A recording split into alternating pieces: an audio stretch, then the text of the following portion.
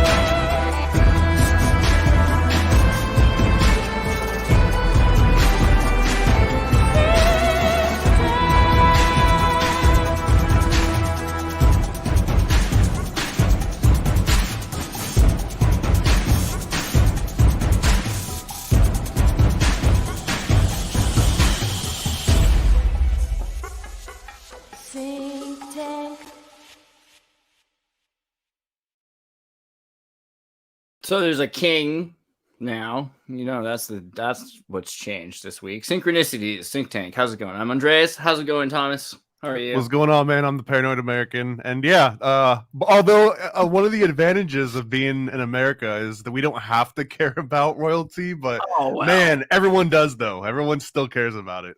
Yeah, I don't know what's weirder, though. The people that think that it's important, or the people that are convinced that somehow it's actually not important. Like, really, we really are free and we're totally disconnected. And the fact that they're all watching it, that's just for, for fun. I don't know about that. I'm pretty convinced that this whole Virginia company thing is still going on, right? Remember a couple of years, what was it, 2007 was the Queen went to, let me see if I can find this. The Queen, Virginia company, what's it called? Jamestown town. She visited Jamestown for the reunion. Queen visits Jamestown. That's what it was. Yeah. So in 2007, right? So I thought that was kind of strange that she decided that she wanted to visit Jamestown, looking at the settlement and everything. Back where we lost. I mean, but did they? Because, like, really, you think about the British Empire, and the British Empire is very successful today. I mean, it's all over the place. And if you think about it, America is definitely part of the British Empire. If you think about Britain as a meme, language as a meme, English is, I mean, it's pushing the idea of the English culture further than it's ever been pushed before. So we really are an America is a British state, even if we're not necessarily subject to the Queen in the same way, or the king now. I mean, maybe we are, and we don't realize it through banking and everything else. Well, my litmus test is the Civilization game series, and they say that America is not the same as the British Empire because America's culture can win over the British culture. So that's where I draw my line. What do you think? Isn't that an entirely different matter, though, right?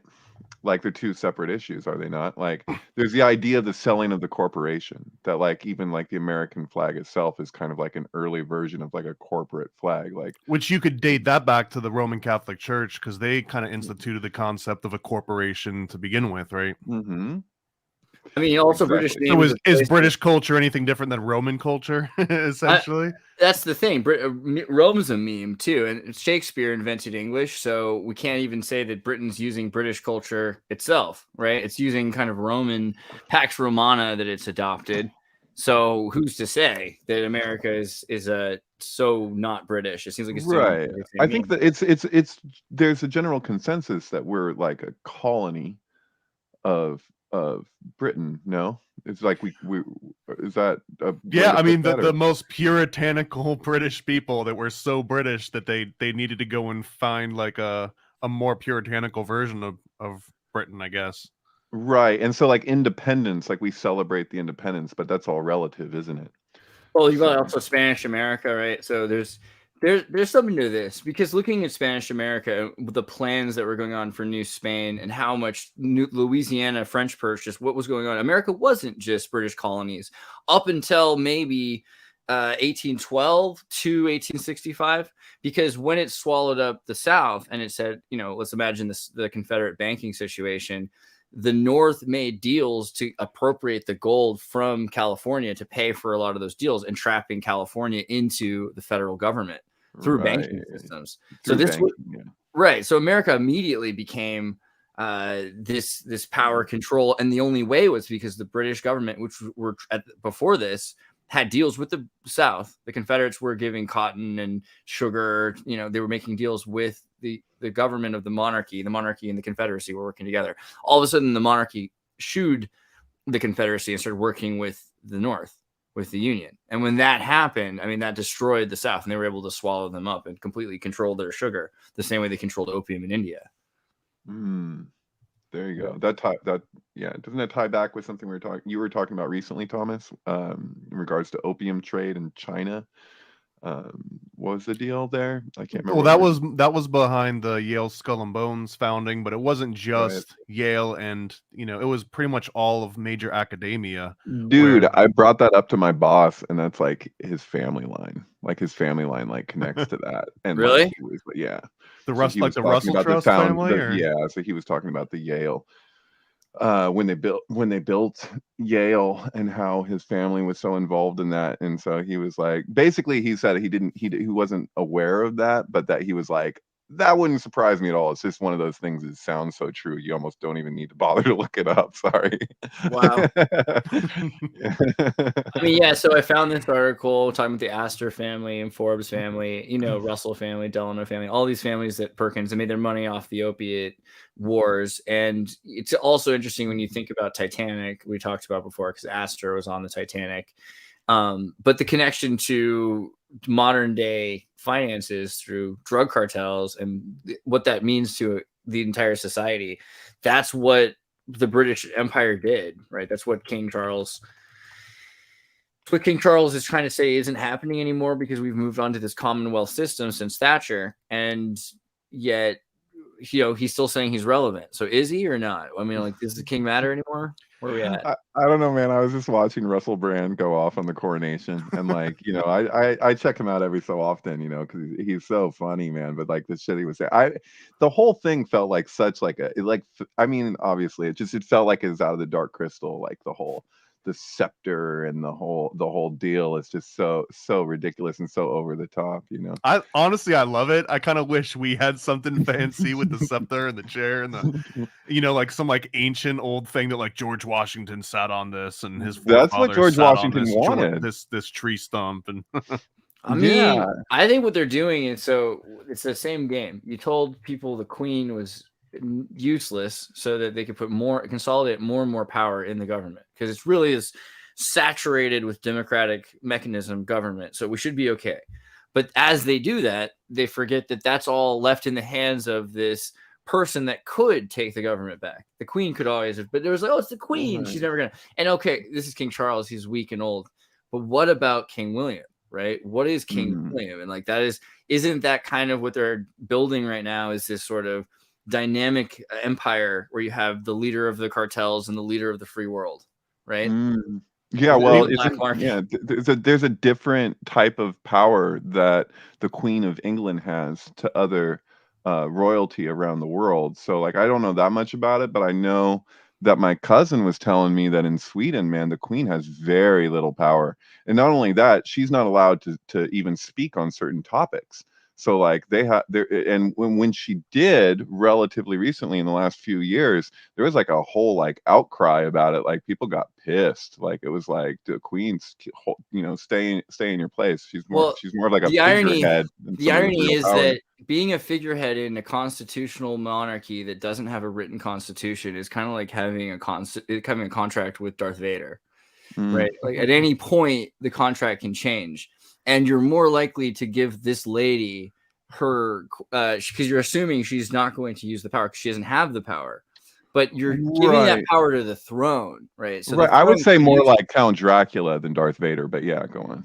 Well, she'll be those replaced. are the exact analogies I had in mind too, guys. I was actually thinking of the Green Goblin from Spider-Man and his son, but well, I'm curious here because, and this is my ignorance talking, but it's like if Charles came out and said, you know, I want to declare war on such and such, that's more of like him letting all of the other figureheads know collectively, hey, let's talk about doing this. But the U.S. president, if the U.S. president says, I want to go to war on such and such, like, planes are deployed within 20 minutes and we're actually dropping bombs at that point, or is there some kind of reality where, you know, King Charles can make that kind of a command and they're actually dropping bombs on someone? I'm not saying this is a synchronicity, but they did call William the Conqueror William the Bastard. So I'm just saying in terms of what's really going on.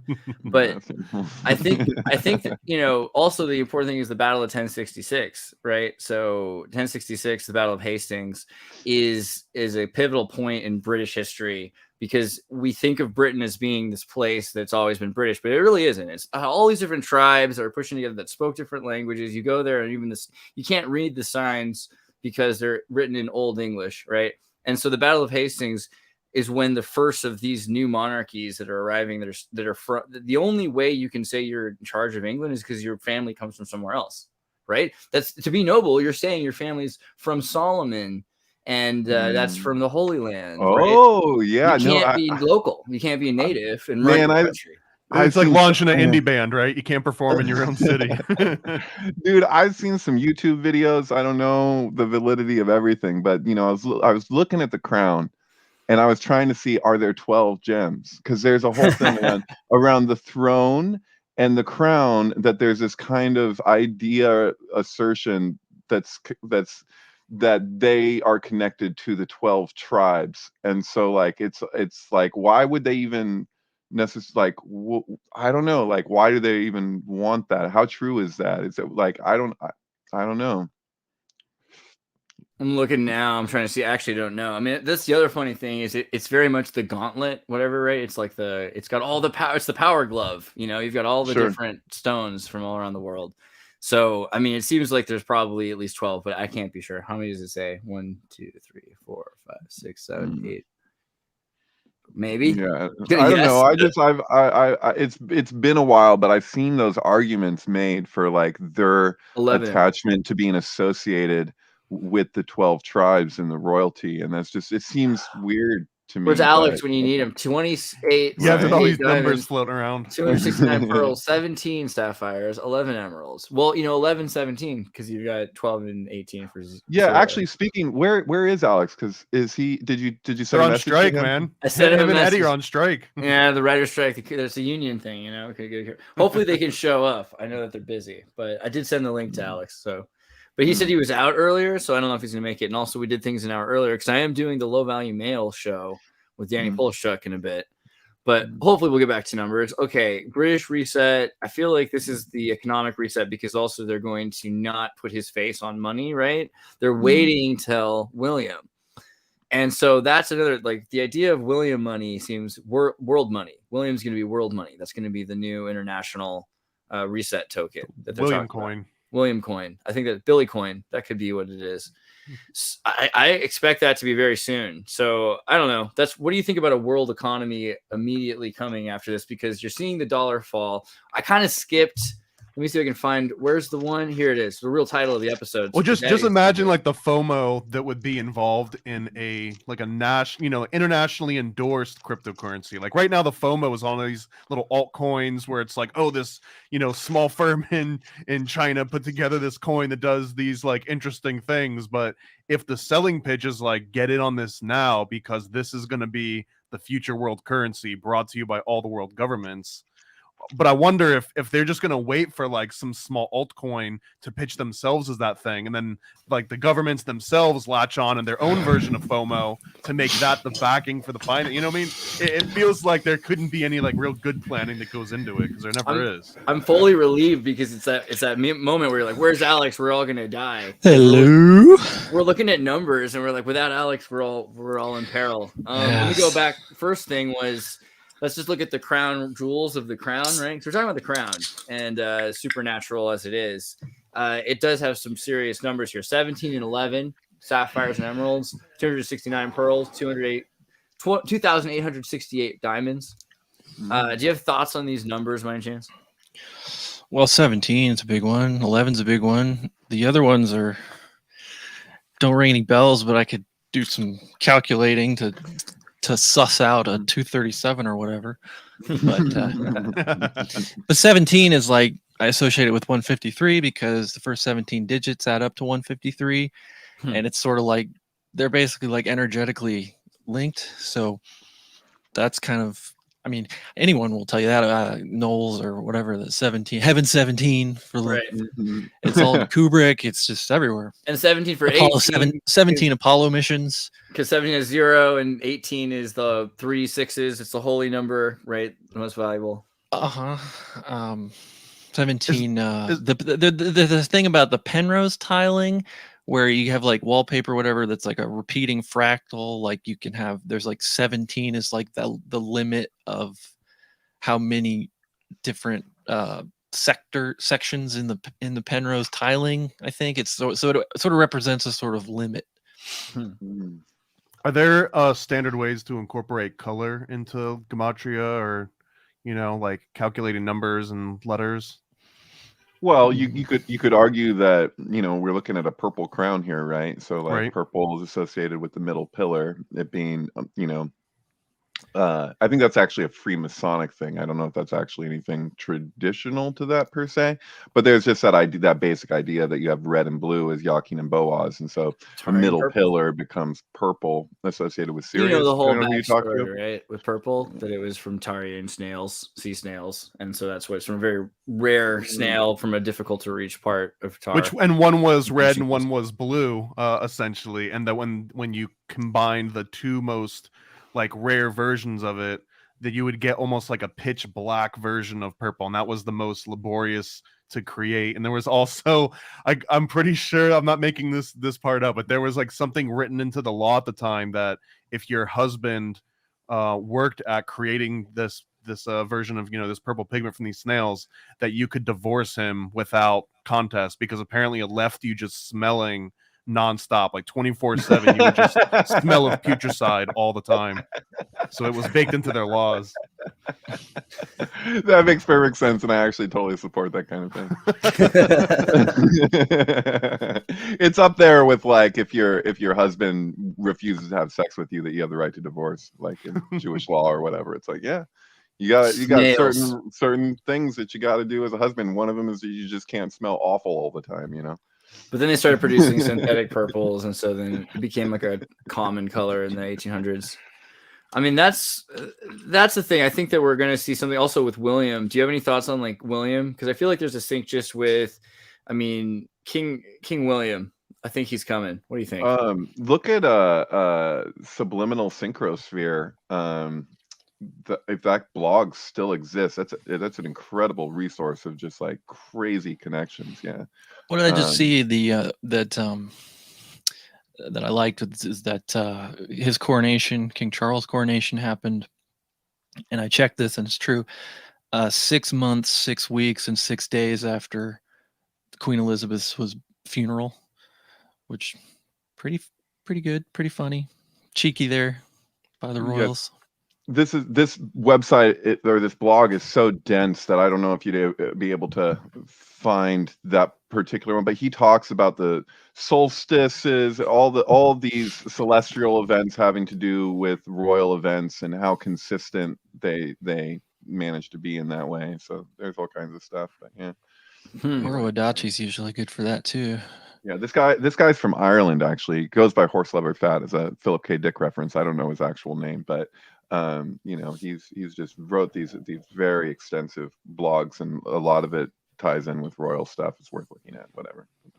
I'm concerned about like the next 20 years, because I feel like we got 4 or 5 left, according to some estimates and prophecies about King Charles, and then we're about to see this King William phenomenon, and I think that's going to be a bigger issue than people realize, because he'll consolidate all this power that's been left on the throne, people think, oh, well, it's an old woman, it's an old man, so it's not a big deal. And then he'll be able to lead a lot stronger Britain, or a lot stronger of an army. Who knows? I mean, the amount of people that are behind him.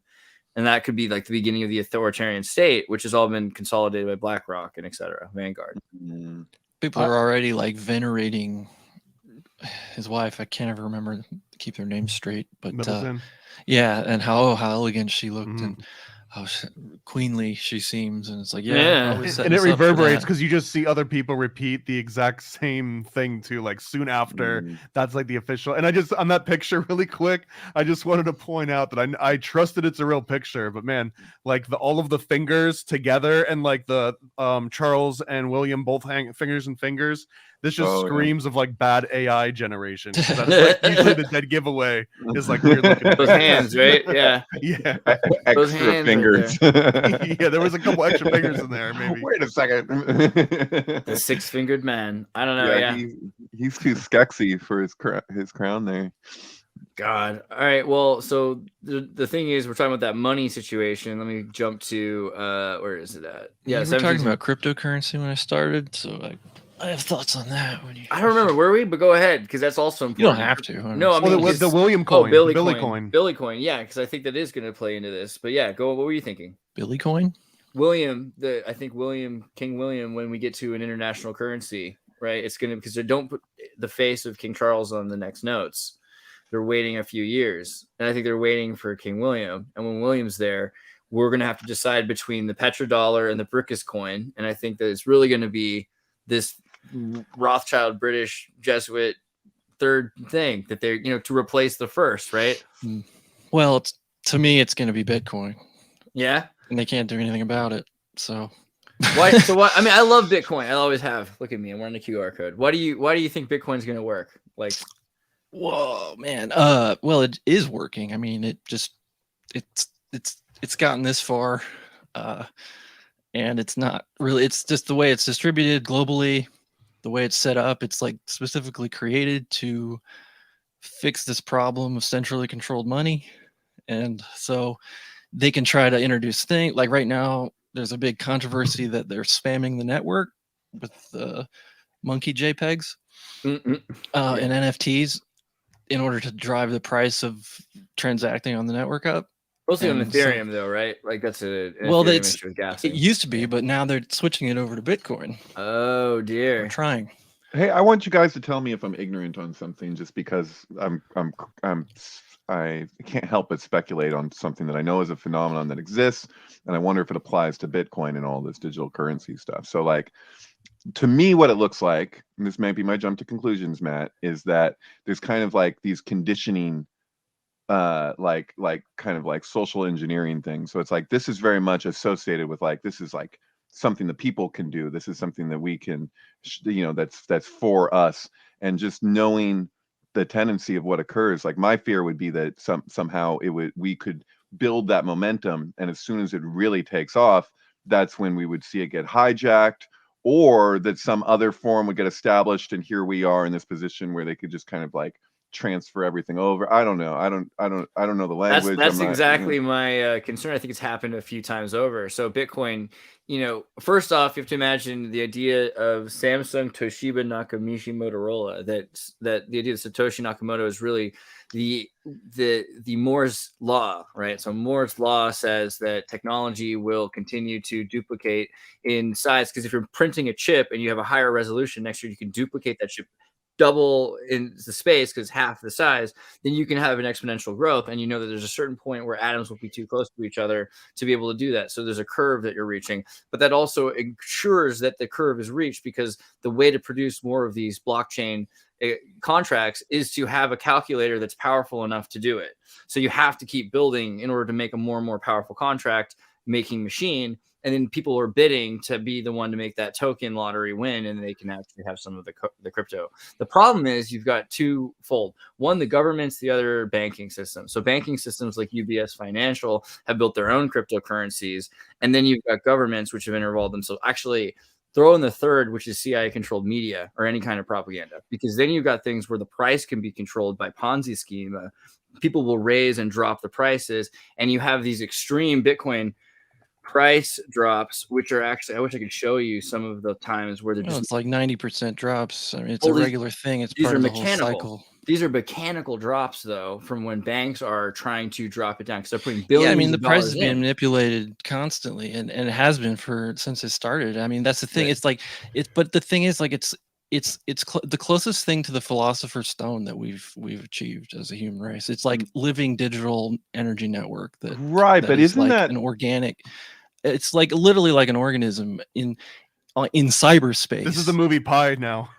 Thank you. I was just thinking it. And so this is the thing, man, is it's like when you look at like what has happened with currency from gold being the standard to now, like we're moving into like the digital realm. Like, doesn't that feel like because I mean, alchemy was always an allegory, right? Like it's two things are true. So like they're related, but they're not the same thing. So you'll notice like a lot of spiritualism or new agey stuff will kind of make this leap where they relate money to like as though it were just like a natural process in nature, like a natural phenomenon, when really it's so contrived and it's so rigged the way everything's set up.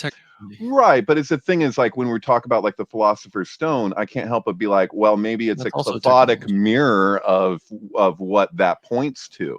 So it's like you say we're going from gross to etheric with currency, that we started out with something so dense and then we moved to paper. People essentially, like traded in gold for paper, right? Coming out of the Great Depression, right? So then it's like moving forward, it's like it's just becoming like air. But digital is not air. Like it's not, these aren't really like, and it's weird, like we relate to it like it's the elements, but it's a very like, well, it's the thing about Bitcoin. Again, it's like it's drawing physical energy, real electricity power, and into a thermodynamically sound engineered network where that energy will not escape. It will only get more and more dense. And there's a magical aspect because you're manifesting. It's not just blockchain, it's Bitcoin, the brand, essentially. And so that's also a scary thing because there can be players that, I mean, why not Litecoin? Why are we obsessed with Bitcoin?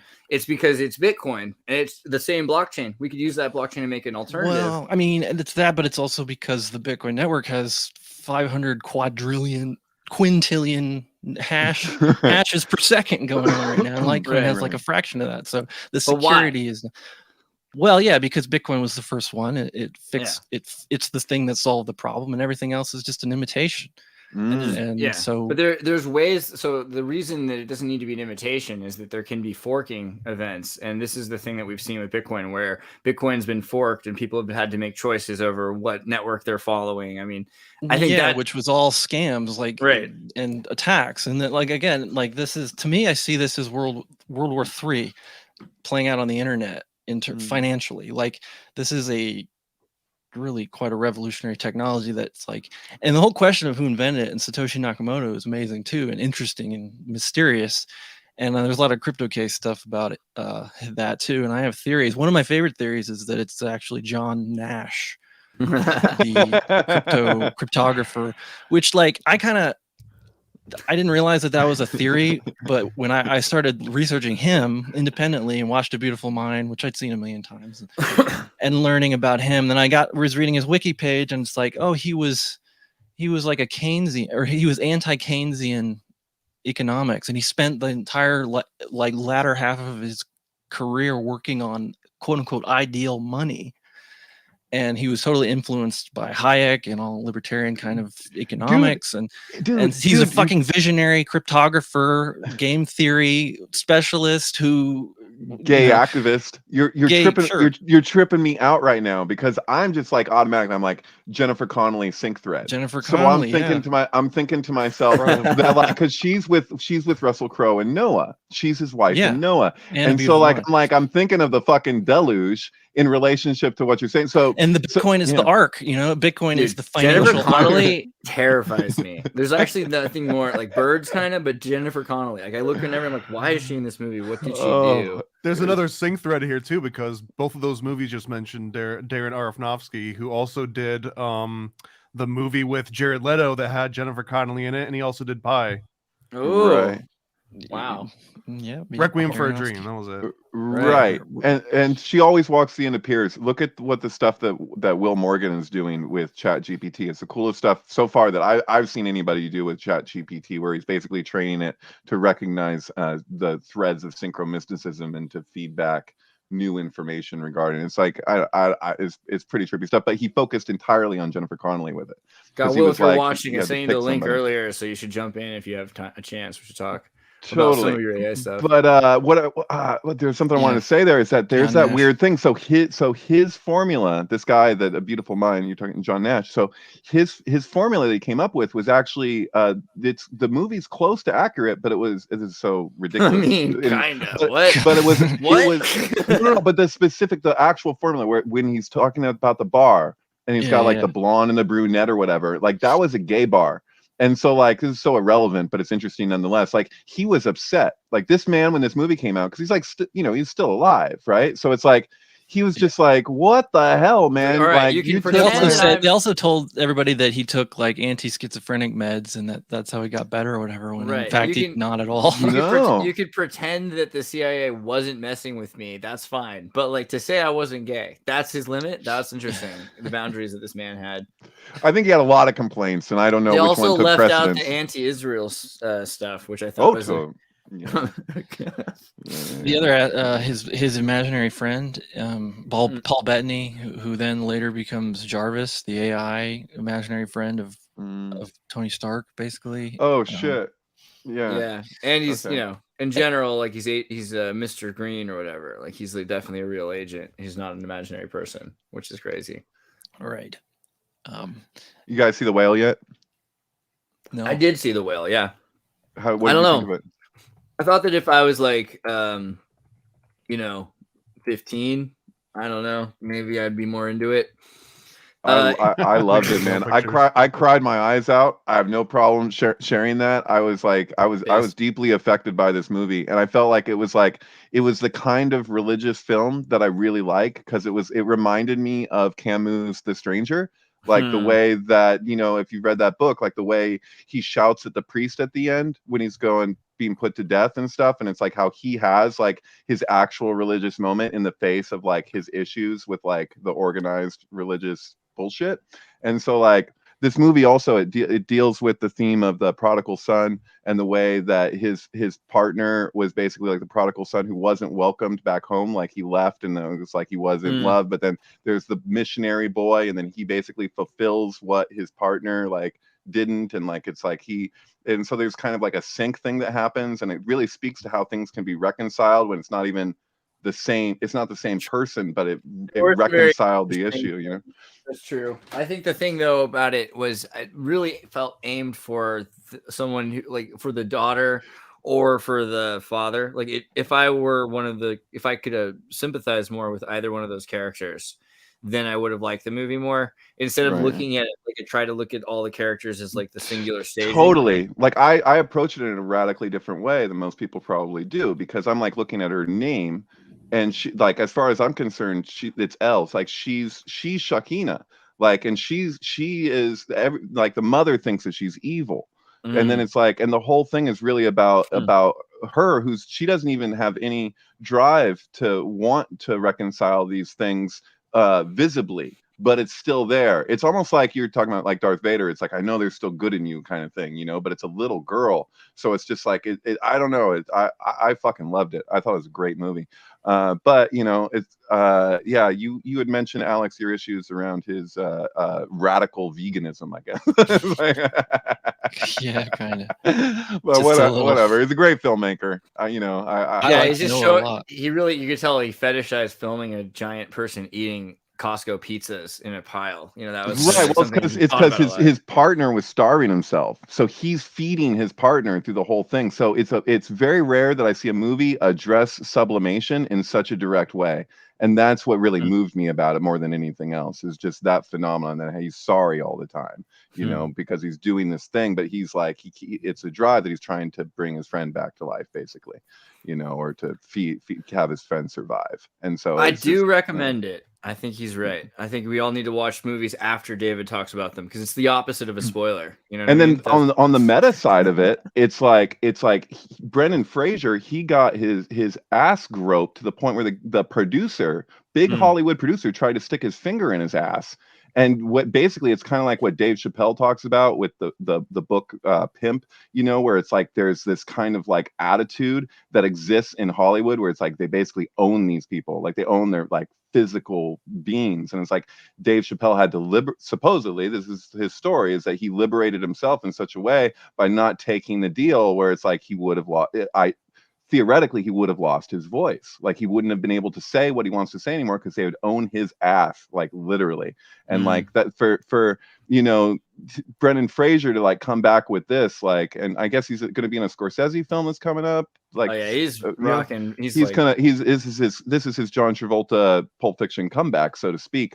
But this is deep. Like what he addresses with this, it feels like that was like I see why he chose that. You know, like of all the scripts that were probably being pitched to him over the years to like, you know, kind of bring him back into the fold, and he's just like, well, what's going to make it worth it? You know, so I don't know. Yeah, it's true. I mean, that's the main reason I saw it. It's like, what movie did Brendan Fraser really want to use to come back into the scene? And so it definitely is a deeper movie than just about any one character. And I think, yeah, that's a good point. Well, we can't forget Doom Patrol too, because he kind of dipped his toe back in with Doom Patrol. I guess he was also in a movie. There was a movie about a kid who goes to college and he plays the kid's dad. I saw a couple years ago. He did a couple of things. He's been around. Okay. Good for him. Yeah. He didn't like leave. It's just no one was hiring for a while. I think also he was taking some time to like. Well, he did leave, and then he kind of like dabbled back, I guess. So I'm kind of overstating it, but yeah. Speaking of actors that exist, but not necessarily. Oh God, Tim, what is going on here? Tom Hanks' debut novel lifts lid on movie industry and his on-set behavior. God, really? Now I have to look at this. I'm so curious. Really? They put a picture of Tim at the front of it. Why? Really? Yeah. If we had Eddie on right now, he'd be immediately into Cappy and all of that stuff. You know, I don't know. I don't know. So like Tom Hanks is kind of a psychopath. He's making a bunch of movies, allegedly psychopath. I don't know what you're supposed to say. What was the thing I saw? There was a thing about Tom Hanks that mattered. I don't think I really care that much. I don't know. I feel like we've talked about him a few times, and like his son, I'll be right back. and like his son on podcasts and what he has to say and the whole trip. You know, it's so fucking weird. Yeah. The red shoe thing, and all of a sudden he's just coming out with like a bunch of movies all the time. He already but like it's just he's doing like Apple TV and all this stuff, and I don't know, it just kind of scares me. And you remember a few years ago there was a whole thing with like Ellen and Oprah's Island. Are conspiracy theorists not allowed to own red shoes from this point going forward? Like, you ever be seen wearing a red shoe? I got in trouble for it. I like to wear green shoes now just because of that. Right. Well, you're like a media figurehead on some level now, Andreas. So you know anything that people see in the background, they're like people start circling things behind you. Look at what is on his wall right there. What is that about? Yeah. B-list celebrity. Yeah, that's me.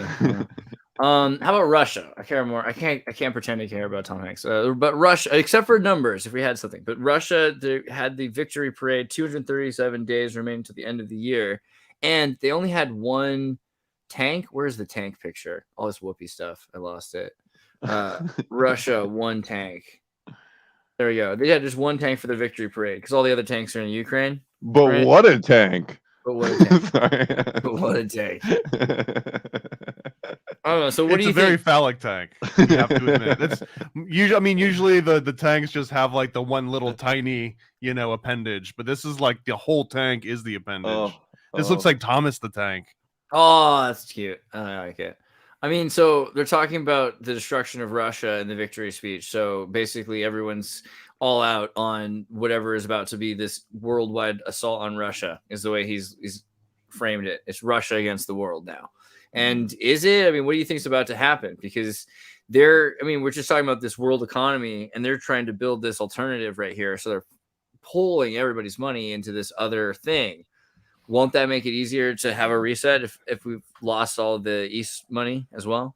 Alex, did you ever watch that footage of Oliver Stone watching Dr. Strangelove with Putin? Vaguely familiar, but I don't. Okay, the thing about it is like I don't know, maybe I'm tripping, maybe I'm projecting or whatever, but I feel like there's an inside joke with Dr. Strangelove. and that like when you're looking at like Oliver Stone and Putin like watching this, it's like which one of these guys gets the point? You know, like it's like, and Oliver Stone, he's all the way he talks to him, he's so knowledgeable about it. Like he's like, oh, you know, these people didn't see this footage, you know, at the time when it shows the bombs going off at the end, you know, and he's like, this was new to a lot of people or whatever. But the way that he's treating it is just like he's like sharing something with Putin that he's not hip to, and it just felt like the whole time it's like Putin's just sitting there like, no, Putin knows the inside joke with what the thing about Dr. Strangelove, you know. Yeah, what do you think is the inside joke? I think it's multifaceted. For one thing, on an aside, there's the big subtext of the film, which is admitted by Kubrick and not like a theory. It's like that basically the whole movie is a sexual metaphor of sexual frustration and the psychology surrounding it. So the guy concerned about our precious bodily fluids, General Ripper or whatever, like that guy, like the whole thing is a buildup of sexual frustration until the bomb at the end, which is basically orgasm. What does the fluoride stand for in this symbolism? Because it was probably fluoride that was the facts around fucking what fluoride is, and him like basically subversively figuring out how he can communicate a very serious point and do it in such a way that he can get away with it. Maybe. I think also there's a part of it. So what I always saw is you've got a guy who's looking at the extraneous causes to his interpersonal problems. So what about the world can he change? Because he can't change himself. Right. And so even just on like a very like face value level of the movie, you know, the reason why the world breaks down is because of interpersonal drama and problems with human error, right? So thank you. Human error. This movie's propaganda in some ways, because the reason I think Kubrick was allowed to make it was because it didn't say, okay, we shouldn't have a nuclear war or nuclear system. It's that it needs to be automated out of the hands of these kinds of people. Right. It wasn't meant to be a comedy when it first started. It became a comedy because Peter Sellers, the story goes, is that he was just so damn funny. They were like, oh, fuck it, we're doing a comedy.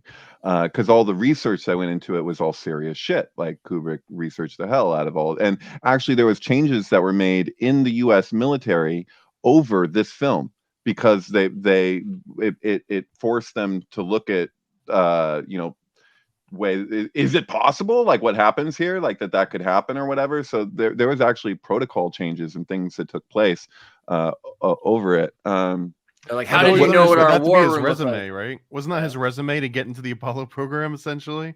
Yeah, it sure seems like that's what Jay Widener argued. Yeah. Like, how did you know what our war room looked like? He's like, I just assumed, really.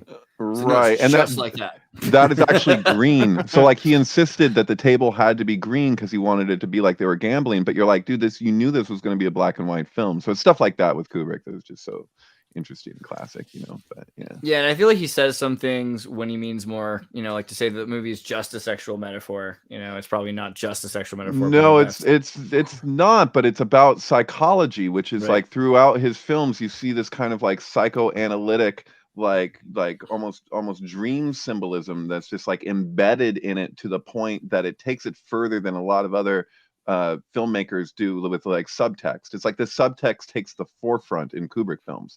So it's like, and once you know the subtext of any Kubrick film, you can kind of like get the, you know, the insider scoop there a little bit more. But I think that he like what it speaks to is that it's kind of like, is it even the Cold War, like the way that it was all treated? Like they obviously wanted to keep the public not just like on their toes, but afraid. They wanted to control the public through fear. What a concept, right? But like, you know, it feels like this movie almost wanted to like, I don't know, like not lighten that load, but offer insight into just like the sheer ridiculousness of the whole thing. That it's like, these are people, you know what I mean? Like, and people are dynamic and whatever. There's a you know? quote from Kubrick, one of his interviews, where he talks about the nuclear bomb, and he's like, the A bomb is it's like the greatest possible abstraction that you could possibly have. And which, because I'm kind of halfway on the side that nuclear weapons don't even really exist. Nice. And so in a way that they're just a big psyop, that they are in itself a psyop. And so in that sense, like reading that quote from him, it's sort of like, that's kind of the same idea, that it's such an abstraction, or it's treated as such an abstraction that. Dude, I'm gonna take you. We're gonna go to Radium's Hot Springs. We'll get some, because energy drinks, the original energy drinks, which is radium water. So I mean, you know the release date of Doctor Strangelove, for not necessarily the premiere, but the first showing that was to be of Doctor Strangelove was actually the day and year that Kennedy was shot. Which is also the release date of the Beatles with the Beatles. So like there's like Meet the Beatles and With the Beatles. I forget which. So like British Invasion, yeah. Right. So this was the first. This was the English version, right? So which the White Album was produced on the 5-year anniversary of, and this was the White Album. This was their first album, and then you had Meet the Beatles was like the dark version. So pretty like sure that the Beatles actually entered America for the first time is exactly 77 days after JFK was shot. Don't tell me the British invasion wasn't a thing. That's all I'm saying. Well, their invasion and their Beatles, the insects, it's sort of like scarabs. We're being overrun by these insects, who I love. I love the goddamn Beatles. Sorry, but sure. But they literally in that scene in Hard Day's Night, right, where London's speaking German, like playing with a Nazi submarine toy in the bathtub, and then he drowns himself. Oh yeah, and How I Won the War. Yeah. Oh, I'm sorry, I interrupted you. No, he goes down the drain. Exactly. Right. So like all of his little sly comments and How I Won the War about the Nazis and stuff are throughout that film. It's not just him, but it's like the things that get said in there are just like, whoa, because they were allies and then they weren't. And so there's all that weird stuff. Speaking about the Queen, It's hexagonal imagery there. I mean, come on. And the fact that they played, in German and took in Hamburg, they took Nazi diet pills, the amphetamines that they were essentially Nazi. Most Americans do now too. So. Yeah, Nazi diet pills are always. Right. Speaking of Requiem for a Dream, yeah. Let's see. We had the Crypto Alchemy. Well, I wanted to throw out too. Have you guys ever seen the movie Candy? I saw this recently, and Ringo Starr just like pops out of nowhere in the middle of that movie. It blew my mind. Walter Matthau was that guy right there. Walter Matthau was also in it. It was just a very surprising movie. I'll have to watch it. I don't recall this one. And there was a sync there too. Wait, is that the one Jack Nicholson made this movie, right? Yeah, I think I have seen this. Did Jack Nicholson make this? It was written by Terry Southern too. Are you thinking of Head, or does it say Jack Nicholson? If you haven't seen it, it's well worth watching just because of how very different the culture was in Hollywood between when this movie came out and now. But I had to mention the connection too between Beatles and Kubrick. That one of my favorite stories is how they approached him to shoot the Lord of the Rings movie, a musical starring the Beatles. Right. Yeah. Which almost happened. I really wish we could hear the music from that. That would have been so cool. John was going to be Gollum. Dude. That's pretty good. he had the toenails for it. The greatest movie never made. Step aside Alejandro Jodorowsky's Dune. You know what I mean? It's like that would have really been something. Yeah. I wish Eddie was here for this, but in terms of like 1776 on the peso, do you have any thoughts on this? $1 equals 1776 pesos. Was it how long did that last? Is it still? I don't think it is right now. It's Mexican peso, USD. Probably just different now. Is it? 1775. I'll take it. A lot of Americans are buying all this property in Mexico to the point that the Mexican government is actually kind of pissed about it, apparently. And so I find that kind of interesting that it's like, the poor are trying to get in and the rich from here are trying to go there. So it's like there's kind of a weird thing happening. Yeah. That's interesting. I know multiple people that now are moving to Mexico or own property in Mexico. Yeah, I do too. Yeah, I know a woman who bought a like a villa. It's like in a villa. It's like she's next door to Kurt Vonnegut's daughter. Like it's just like this super fancy place for really inexpensive. It becomes affordable to live in like a really nice place. In parts of Mexico, man. To tie it back to the whole Bitcoin thing. El Salvador is the country where lots of Bitcoiners are moving because they just made it last year legal tender, and it's like basically Bitcoin country. But the kind of sync there is with John Nash, because John Nash's wife, who's Jennifer Connelly's plays in the movie, is El Salvadoran, which is just weird. That's weird. I mean, El Salvador is also interesting because of the fact that they switched to the Bitcoin economy when they were using, I think, the dollar, right? Like, I think they were just using the dollar for a while before that. Yeah, I mean, they were a disaster, and they have this guy Bukele in there now who's very young and strapping and politician, and just turn things around. There was a big story about their like imprisoning all the gang members down there, and like a lot of people are like seeing these images of these like big prisons being built, and it's like kind of that's spooky. But on the other hand, nobody's killing anybody anymore down there, so it's like Yeah, El Salvador was pretty wild if you think about it. Like, it was a kind of a dangerous place. Yeah. It's coming from me. And yeah. Part of me worries it's like some kind of honey trap where they're just gonna draw everybody there and then it definitely was a honey trap. Like, so it's been a honey trap forever. I mean, for the last 20, 30, 40 years, it's been and people from Brazil, people from the United States, people from Canada, they'll go to El Salvador, and the fact that it uses the dollar, like, there's exchanges going on, drugs are being exchanged, you know, people are paying and bribing, human trafficking is going on. Wasn't El Salvador MS-13?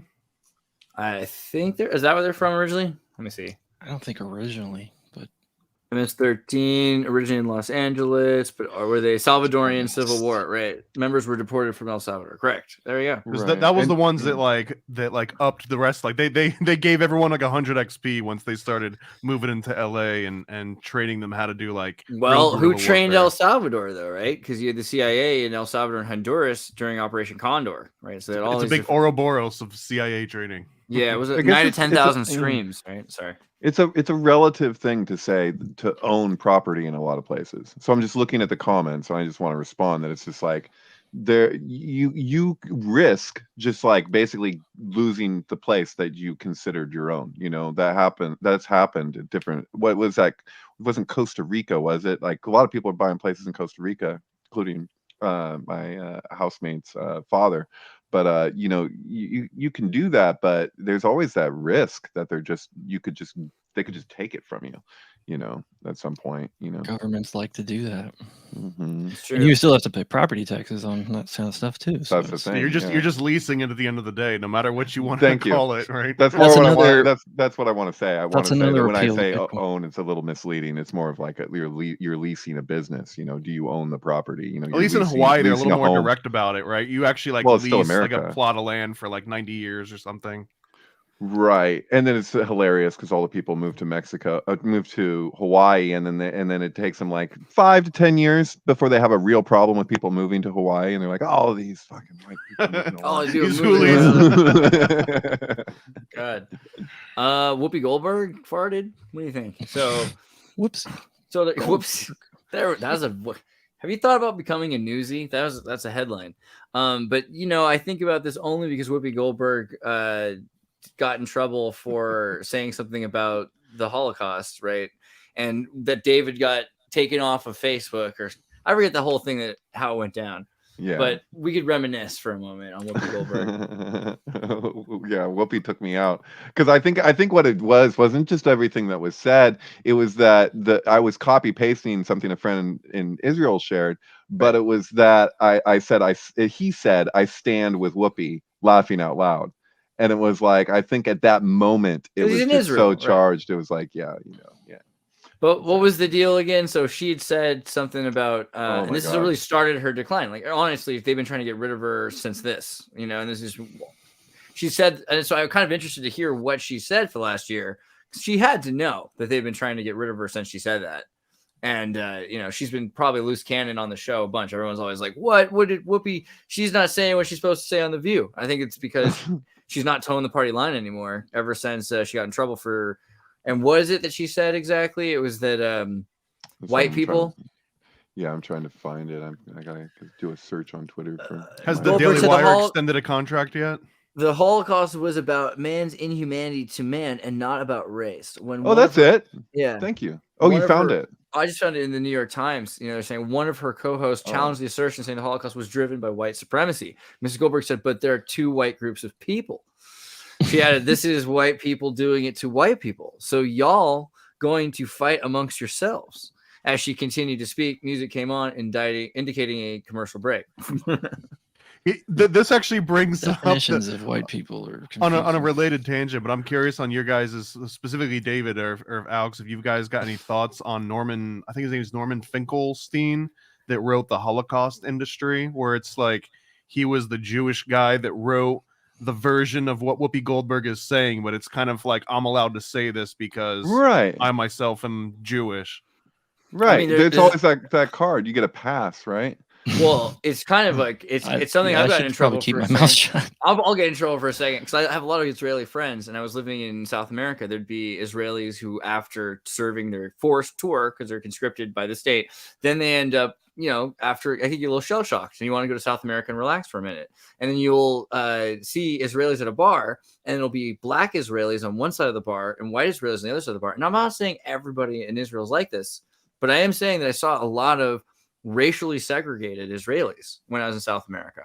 I think that should be mentioned, that exists, that there is racial segregation. And it shocked me because it felt like it was something out of, apartheid or something. In forced segregation or like cultural segregation where they weren't hanging out with each other. It's called cultural apartheid. You don't, apartheid doesn't only have to be racial necessarily. And that's the thing about ethno-states. There's several layers of this. So in Israel, you also have Russian immigrants who eat pork. And so a lot of Israelis are like, whoa, we brought all these Soviet Israelis or Soviet Jews who have now become Israelis, and they continue to eat pork because in the Stalinite period, they were encouraged to. And so it confuses the whole idea. So I've had situations there where also, even amongst themselves, we're like, well, he's not really like, his family are Russian Israelis. It's like, what does that mean? Can I read the thing that I'm pretty sure got, because I so basically the story goes that I posted this and then I had 2 strikes and then it was just like my account was just completely deleted like shortly after I posted this, within minutes. So I don't know, it could, what the fuck. But anyway, it says this friend said, I stand with Whoopi Goldberg laughing out loud, not because I agree with her that Polish Jews and gypsies were white, certainly not in a James Baldwin sense, ! But because she's absolutely right that the problem with the Holocaust wasn't Judenhass, but something much more universal, the othering of the otherable. Hitler needed a working class movement that wouldn't threaten the ruling baron class, so he could both fund the movement as well as have the beer hall crowds.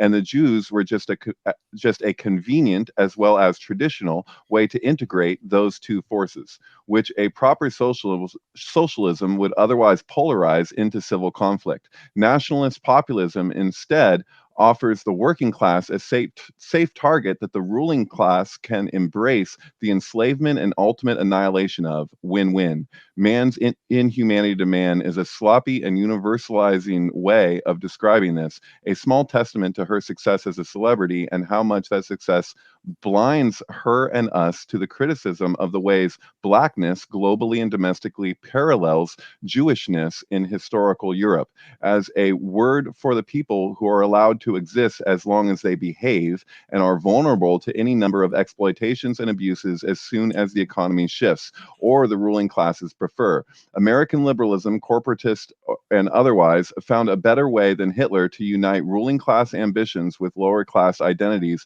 by rallying against various forms of deplorables and archaic conservatisms like the Catholic Church historically and racism itself more recently.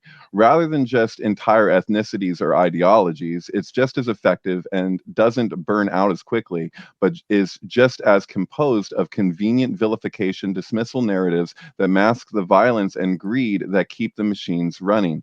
Goldberg's read of the Holocaust as a conflict between different whites, white on white violence, laughing out loud, reflects modern permissible language and the folk definition of black and white that disappears James Baldwin's assessment of blackness and whiteness as constructs developed only in the last few hundred years for a folkish American race theory that identifies that we display as the standard for who we are, rather than the sets of privileges and vulnerabilities we are accorded by the societies we live in. Part of the tragedy of this, as pointed out by Aaron Roller, is the disappearing of all heritage, ethnicity, and family social history to the binary, equally stupid and biased, whether blackness is being lionized over whiteness or vice versa.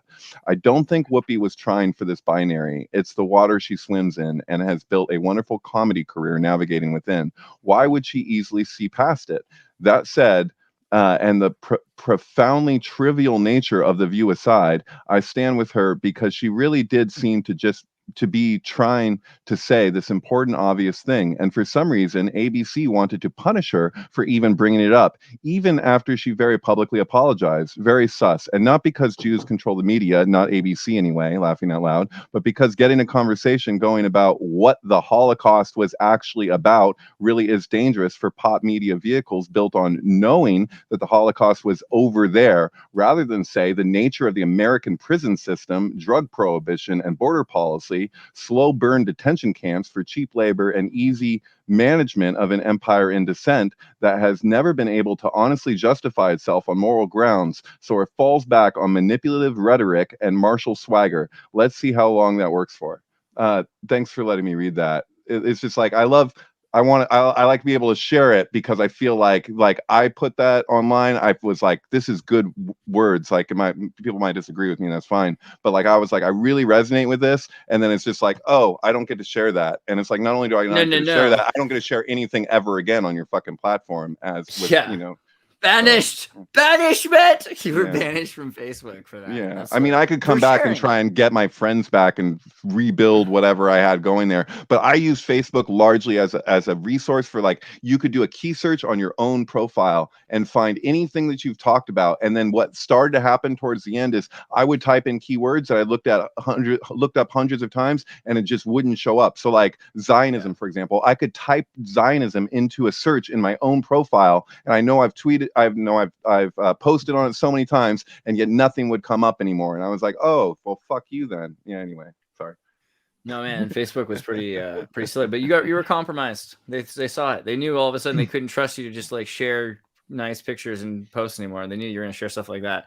I thought about Theodore Rex the whole time. Of course, anytime I think about Whoopi Goldberg, I liked how what he was reading was completely juxtaposed with Theodore Rex. I mean, juxtaposed in a parallel kind of way. I mean, it's oddly applicable. Yeah. Because what is Theodore Rex about? Let's start. I mean, obviously, this is the greatest Whoopi Goldberg movie, the one that she didn't want to make. They forced her. She signed up for it, and they're like, she's like, wait, what? No. And they're like, oh, you already signed the contract. You'll either do it or we'll sue the hell out of you. So she was forced to be in this animatronic movie about a cop that gets a new rookie, right? And it's just like any cop movie where you've got, it used to be an old white cop who has a young black cop, right? And then it was the black cop has a female cop, and now it's the female black cop. But who do you have? Who's the new? What's the next thing? Like, if everyone's equal, then all you have left is Dinosaur. So now she's got. But he's also a king. He's a king and he's a reptilian. Yeah, all of it at once. So, I mean, in bringing that back into the fray, they also have this reset that's going on. They're in the process of resetting. The New World Order is here. They're going to genetically vaccinate people with this fish DNA that makes them be able to survive a freeze. And then everyone's going to freeze, and the only ones who have the vaccine will survive it. That's kind of the kids' movie. You know? That early 90s, the Super Mario Brothers, too. I think they love dinosaurs and weird animatronic guys in dystopian situations. So that doesn't surprise me. Eddie made it in. Hey, God, help me! We tried. I talked about all your things. You have no idea. I was like, and then Synchronist said this, and then Eddie had that. We're gonna get into the Moonlander, and nothing but bad news. Okay. I wanted to do something about 1776 peso. We already brought it up, but if you have any thoughts, otherwise Theodore Rex immediately. You have thoughts on Theodore Rex? It sucks to go to Mexico, and all my in-laws are there, so 1776 can't get you any taco under $2. Really? No, everything's going up in prices in Mexico too. People in Mexico are screaming poor right now. You know, I mean, yeah. Imagine us going down there. Well, if you go to Mexico, you're living like a king, even though there's inflation now. But like a Theodore Rex kind of king. Yeah. Sorry, had to do it. But wait, so have you seen this movie? Do you remember this one, Eddie? Like Theodore Rex? You know what I'm talking about here? Is that the family show? The dinosaur family? Oh, Yeah, no, no. I think they just had a spare dinosaur after the show got canceled. But I think so too. what they ended up with is they forced Whoopi Goldberg under contract to be in a movie that she wanted to not be in. She tried everything to get out of it, and she couldn't. And the whole point of Theodore Rex, interesting. I never thought about that. Why couldn't she get out of it? She's on contract. She was on contract, and then she read the thing. She's like, "I'm not doing this movie." They're like, "Yes, you are." And they made her do this movie, and she's just miserable the whole time. And you can see it in her face. She's like, "Please don't make me do it." And it was the most expensive direct-to-video movie ever made at the time. And kids got it right because you're like, "Oh, Whoopi Goldberg, it's safe." And you put the videotape in, you go to work, and your kids are stuck watching this movie about a reset with a vaccine that gives them frozen fish DNA so that they can hang out with vegetarian dinosaurs that believe in reincarnation and are cops. Dude, this movie doesn't even exist. You've never seen it. Yeah, somebody pointed out Shazam in there, and I'm just like, look, this isn't a real movie, man. This right? Who wrote this? I mean, who's the writer? Who's the director? The Illuminati. I want to know now. It says, let's see, Julia Landau, Ed Wood. I can't see. Landau. Chris Productions. Let's go to the wiki on it. Let's see what we got here. I wonder if she's related to Landau. Buddy cop. It's called a buddy cop movie. That's what that genre is. Okay, it was written by Jonathan Beetlejuice. Oh, there's a bit of that Beetlejuice scene going on. That's pretty weird, right? Okay. And nothing? They're not going to show anything about him? Wow. Wait. It's basically say, hey, don't mention my name ever. Don't ever attach. Yeah, that killed him. He was done after that. He wrote The Last Starfighter in the 80s. That's pretty cool. That was his big break, and then he ended on Theodore Rex. Talking about killing career after Last Starfighter. Oh my god! Yeah, no. I mean, also did the Science Project, right? Which is another weird Illuminati kind of thing. Isn't this the one yeah, my Science Project came out right around the same time as Weird Science. No. Yeah. So it was like, yeah. And Disney Touchstone with the Alchemist symbol for Eisner's new logo, orb-like piece of equipment. Both my Science Project and Weird Science have that one guy from The Hills Have Eyes in it. So like at the end of Weird Science, he's like riding around the place on a motorcycle in the house. That like really weird looking dude. Oh, like the Mad Max thing. Big head. Yeah, you know what I'm talking about. Yeah, that guy. Not that guy, but the other guy who's with him. Yeah, so like he's in the background right there. You can see him there. Yeah, there he is. Oh man, it's like that guy. That guy is in both Weird Science and my Science Project. that's the Goonies guy, right? That's the same guy. Is he the same guy? I don't know. I mean, they put a prosthesis on his eyeball. Prosthesis, yeah, probably. Yeah, that makes sense. Yeah.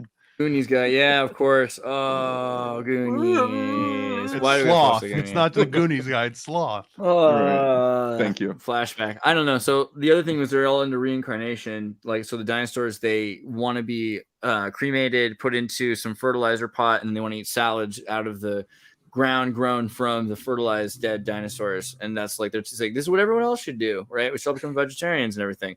And yeah, the whole movie, they're trying to fight this guy who's this white guy who thinks that he's going to be the one who's saved at the end because he's the one who came up with the money for the vaccine.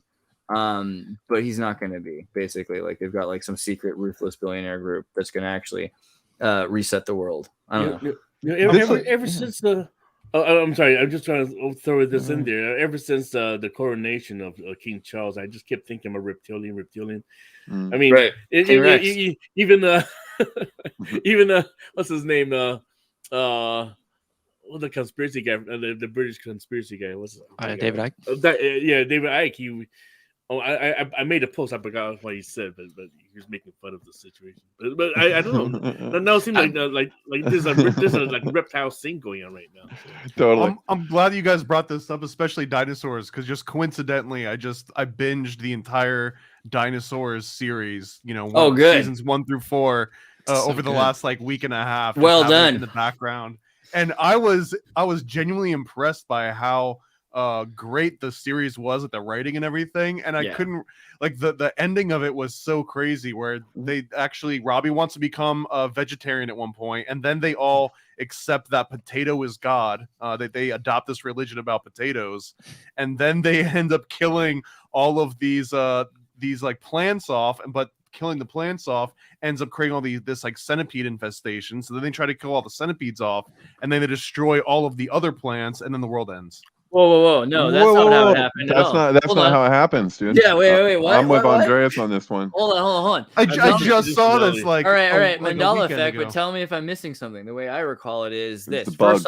First off, that's the unofficial finale, because they wanted that to be the finale, but Disney wouldn't let them. So the real finale is about the Barney finale. You mean the Barney doll came 4 episodes later. They showed that a few episodes before it, so that people thought there was still something happening. Like another episode after means it didn't really end, right? But during the episode you're talking about, which is the 8th episode of the 12th, and then that is technically the one that Jim Henson wanted to be the finale. They decide fruit flies. They're building a factory to make fake plastic fruit, and the wax fruit factory is where the fruit flies mate, and they tear down the forest to put the fruit factory, the plastic fruit factory there. But then the fruit flies can't mate, which then causes the infestation, which then they try to stop, which then they destroy the environment, which everything else is true. Well, the way they remedy is that they're like, where do clouds come from? And they're like, well, clouds come out of those, big mountains over there. So they look at the volcano, and then they're like, well, let's make the volcano produce more clouds. So they basically like drop explosives or something into the volcano. I can't remember exactly, but they basically, there's a weird thing going on, because if I don't know if you saw my last tweet. I don't know if I put it on Twitter or only in the group, but because now you guys are talking about flies and the end of the world, end of the season, and I just made a post about this prediction. This guy Aaron C. Donahue. The black flies, yes. Yeah. Do you know that guy? Do you know what I'm talking about? No, I saw your post about it, and they had all washed up on the shore. He's like one of the guys who appeared on Our Bell and just scared the crap out of everybody. But he's a student of Ed Dames, the remote viewer. And I don't know if he was involved with the Stanford Research Institute, but he made a prediction on air on Our Bell show, saying that the end of the world will be filled with flies. He didn't specify what kind of flies, just black flies everywhere, and you see flies that wash the coastline, and it's like you can't even breathe. It's the air just filled with flies. That's the end of the world. That's horrible. Very Old Testament. Disney nuclear bomb, and there's gonna be flies everywhere and just choke us to death. So somebody posted these pictures today. I'm like, oh shit, we're getting near. You could take that more metaphorically. Look at like Starlink or something, and what is a fly? Fly is a flyer. A flyer is a satellite or a plane or any of these things. Are you talking Danny? Are you talking Danny's jacket? Is that where you're thinking? Is that in your mind as you're saying that? Is. Okay, yeah, thank you. It's a whole trope. What's the stuff that's inside insects, like the capsaicin or something like that? Forget. There's like a kind of protein. The World Economic Forum wants us to eat the insects. Hurry! There's gonna be too many of them. You gotta start. How many now. insects are kosher? I understood there's only like a small subset of locusts or something that you're allowed to eat if you strictly observe like kosher laws. Yeah. You would think the locust would be the number one plate. Yeah, one of the ones you're not allowed to touch. That's what John the Baptist ate. That and honey. We're not that one. That one we like. That one. That one's okay. Man, I saw locusts in Mexico, man. But I wonder if this like new reset where we're all going to use like cricket protein and cockroach flour and stuff. If like how much of that is kosher, or is it assumed that all of the stuff that gets made to mass market is already kosher? I assumed it is, but I could be wrong. I imagine that's the plan, right? But I don't know. We have to look into that too. Cricket kosher, is it? So you were saying the end of the Dinosaur TV show ends with the death of the fruit flies. I don't know. You try to connect all these things. Like, what is going on? Crickets are stated as kosher. Or is it? Crickets, assuming you have kosher kind. Yeah. But is it only kosher if it's blessed by the rabbi? Or what is exactly the rule? I mean, David, maybe you Leviticus 11:12. I'm a Kabbalist, man. I'm not a practicing Jew, and my mother was a Jew for Jesus, so I'm just like, I'm weird. Oh shoot. So you were kind of like raised like the Phoenix family. Like the children of God. Let's go to my God. Bill Gates, risk of AI. Any thoughts on that? I mean, I had a tweet about that. Well, Bill Gates, not about that, but regarding Bill Gates that I thought was a really funny joke about this guy named if you go just scroll down a few, William Legate. There it is, that guy, the kid. Go to the other picture. William Legate. He and my joke is that fellow. a teal fellow. My joke is that this is the guy that Bill Gates is going to transfer his mind into when his body starts to fail. Right. Like skeleton. Good one. Like, I mean, just the name alone. Yeah. Isn't that what's happened with Madonna and Britney Spears? And but we're relating to it like the successor thing. So it's like it's really Lady Gaga is the pop successor of like, because she did that ceremony where she like it was like checkered floor and she like passes on the crown, so to speak. You'll never be able to Britney convince Spears. me. You'll never be able to convince me Nancy Reagan isn't Annie. I'm like 100%. Why is Britney Spears all over Twitter right now? Do you guys have that? Like, I'm just black now, right? She's black. Britney Spears, what did she do recently? What is something's happening with her? She posted her boobs recently, and it was I feel like she's along with a picture of some like obscure German chess. Oh, like, no, there's like there's Britney AI all over the place. So it's like people are thinking that they're seeing Britney, but there's like all the clues. And it's like she'll like put her hands in front of her eyes, and like you'll see her eye color change for a second. The boobs like, she posted. Don't get me wrong, they're great boobs. But the point was she posted them with this, which was the chess game. You know, I thought that was kind of an unusual. Gerhard Hund. David, I did see that post that you say that the eyes turn blue, right? That Britney Spears eyes turn blue.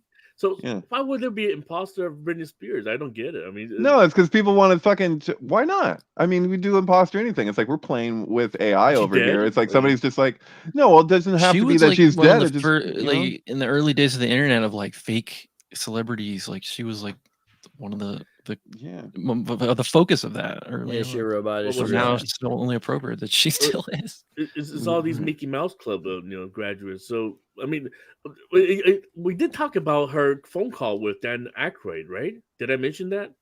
Did I mention that? No. Talk about that. Yeah, well, it's on YouTube. You can look it up. Just say you can look up Dan Aykroyd on phone call MIB Britney Spears. So the story. Image.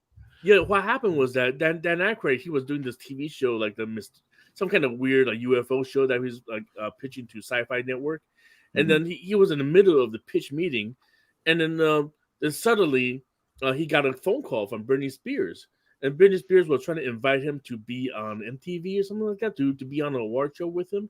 He played her dad in her movie, right? What's that movie called? The Britney Spears movie, but Crossroads. Yeah, exactly. So he was playing her dad in Crossroads. So she was trying to invite him, and it was over the phone. So, okay, Britney, I'll be there. And then, but he was on a smoking break, so he was outside of the office, and then all of a sudden, this big like MIB looking Oldsmobile, big vehicle, just pulled up to him with these crazy tall looking, like pale as like ash. I think one guy stepped out of the car and just stared the crap out of him, and then just went back in the car and drove off. And he wasn't finished with the phone call. He was, okay, Brittany, and he turned around and the car just gone. He just made a turn and. Dude. Honestly, if you were making a movie, Britney Spears movie, like you would be doing everything you could to put every esoteric symbol and number, or anything you could, right? Because it's the only thing you can think about. Yeah. And do you remember? I remember footage of when she shaved her head, and she was in her house, like her home, like her parents' house or whatever. And there was like her parents are outside, and there's like men in black, whatever, men in suits that are like keeping her parents from getting into the house, and they're like shouting and they're pissed off. And she's got people, you can see in the window, there's like people talking to her in suits, like trying to like calm her down or whatever. Do you remember that? Mm-hmm. You're talking about Britney. Yeah, I'm talking about Britney Spears when she shaved her head. You can imagine like she freed herself because she's like, look, now you guys can't you don't own this anymore, like because they're trying to say they own her, they can do whatever they want, like what I'm saying before about Brendan Fraser and what Dave Chappelle was saying, it's like that is a thing, man. Well, her dad's been in control. What's that status, the legal status called? Not guardian, but well, her dad's been controlling her. Yeah, and she got away. She got out of that finally. things kind of got worse. I mean, I don't even know who the Sam guy. She married him, now she dumped him, and just weird. Just all these handlers left and right. Didn't that happen with the Culkins too? Like Macaulay Culkin's parents were like what was the deal? I can't remember exactly what that was, but yeah. Well, they were trying to steal his. They were their managers basically, and they were fighting over the money. Yeah, Jackson 5 situation too. Yeah. And they supposedly they fucking what was it? They chemically castrated Michael. That's the rumor, at least. That was actually his parents or something weird shit. Tried to at least give him puberty delaying hormones, something. Something like that. Now his younger brothers are doing better than him. One is in the Succession. What's his name? Kieran. Yeah, Kieran. And then the other guy, the other little brother is like this. He's like a hunk or something. He looks like a Tarzan. I know. You guys could probably correct me, but wasn't that like a standard practice? If you wanted like a falsetto out of your kid, you would just castrate them. Yeah, I think that was actually a church thing, right? So like, there's the whole, like the idea of like, oh, rubber bands around the testicles. Like, how do they get those boys to sing like that and to keep singing like that? It's crazy. Castrato castration singers, right? Yeah, actually, I just went on a major thing on falsetto yesterday. I was listening to a lot of Klaus Nomi and Vitus, right? Sorry, what you say, Eddie? Oh no, I'm saying like, if you look at Amadeus, right? Wolfgang, Mozart, he's kind of like the same thing. I mean, I don't know if he's castrated but he was under the control of the Pope, right? Well, you can also train your voice early. So like the idea of the falsetto was that they maybe would do bands, or maybe they're using certain hormones, or they find people that have really late puberty and then they train their falsetto. So by the time that their voice does drop, then they have both ranges.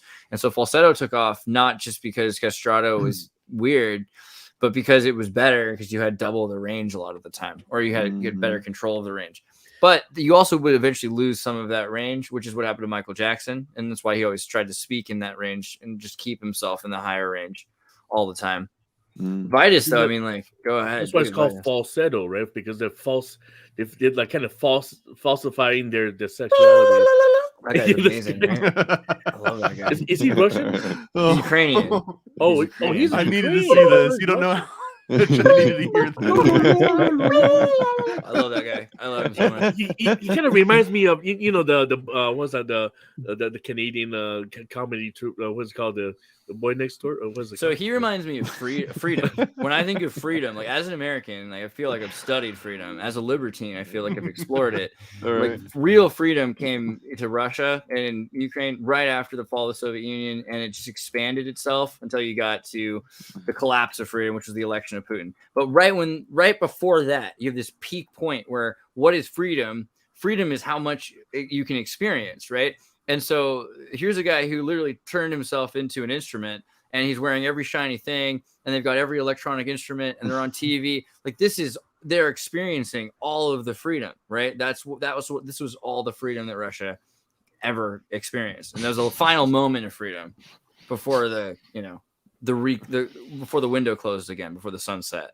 You know that the way you were talking about that earlier about kind of training your voice, like that's in the No One Here Gets Out Alive, the biography of Jim Morrison, where they talk about how people would react to him when he put on this voice, and you'll see it in all the interviews, like the way that he speaks, it's very like very intentional, but it's like he speaks in such a way, and girls would just be like, "That's not your real voice. What the fuck?" Like, they just get so annoyed at him, because it's like, why do you just talk like that? But the idea is that he was training himself to get that voice, because he wasn't like a naturally good singer, so he had to put it throughout his whole life to kind of train himself to be like that. And I've noticed that from other musicians, female musicians as well, where you can be like, are you putting on that voice? But it's like they kind of have to. Like, it's part of what gives them that ability to do what they're doing. So maybe it's a range thing or whatever. I don't know. I just remember when Aha came out, and I'm just like, how did that guy? You look at this guy. He's like this total hunk, and then he just reached like the yeah, dude. I feel like I could octave. I could do falsetto. That could be me. And I still don't understand why they chose that song for the Last of Us. That was a theme. Take On Me is the theme song for the show. It's a great song. But I don't get it. I don't know why they use that besides the. Who did that? Who did Take on Me? What are you saying? No, take Aha. Yeah, but He's The saying Last about of The Us. Last of Us, the TV show. Yeah. No, I'm Or like Toronto? thinking it's Thompson twins. I'm like, that's not Thompson No, twins. No. That's Isn't Hold Me Now. Hold Me Aha's Now. Welsh or something, right? No one's mentioned the best falsetto ever, which was Tiny Tim. That guy Totally, creeps the hell out of dude. me, Tiptoe man. through the tulips. I love. Yeah, dude. I He's love it, dude. creepy I'm all as about hell. it. Oh man. Tiny Tim, He's- and also To the tulip. there's Yeah, been that some was- Frank Zappa songs where he hits some interesting ranges too. He looks was like very temperamental. That guy, like, he would get really reactive really easily to things. He's very sensitive. Tiny Tim. Oh I yeah. don't know. He turned into like a B horror movie villain at some point during his Yeah, transition. him and He told- Carrot Top. He totally reminds me of Jimmy Savile. He totally looks like Jimmy Savile, just like this crazy baby eater. Oh, that feels like an wants to be insult. young. Although I don't know Tiny Tim enough to know whether or not that's on base or not. Let's distract ourselves with some further evil. So in Synchronous, we talked a bit about Chris Pratt. And Chris Pratt, he scares me. He's the Schwarzenegger bastard, right? Like, he's connected to the Schwarzenegger family. Yeah, he wants to be part of the Kennedy clan, He wants to be president. He wants to be president for Schwarzenegger. All right, keep going. Now, the Christ thing, what was this about?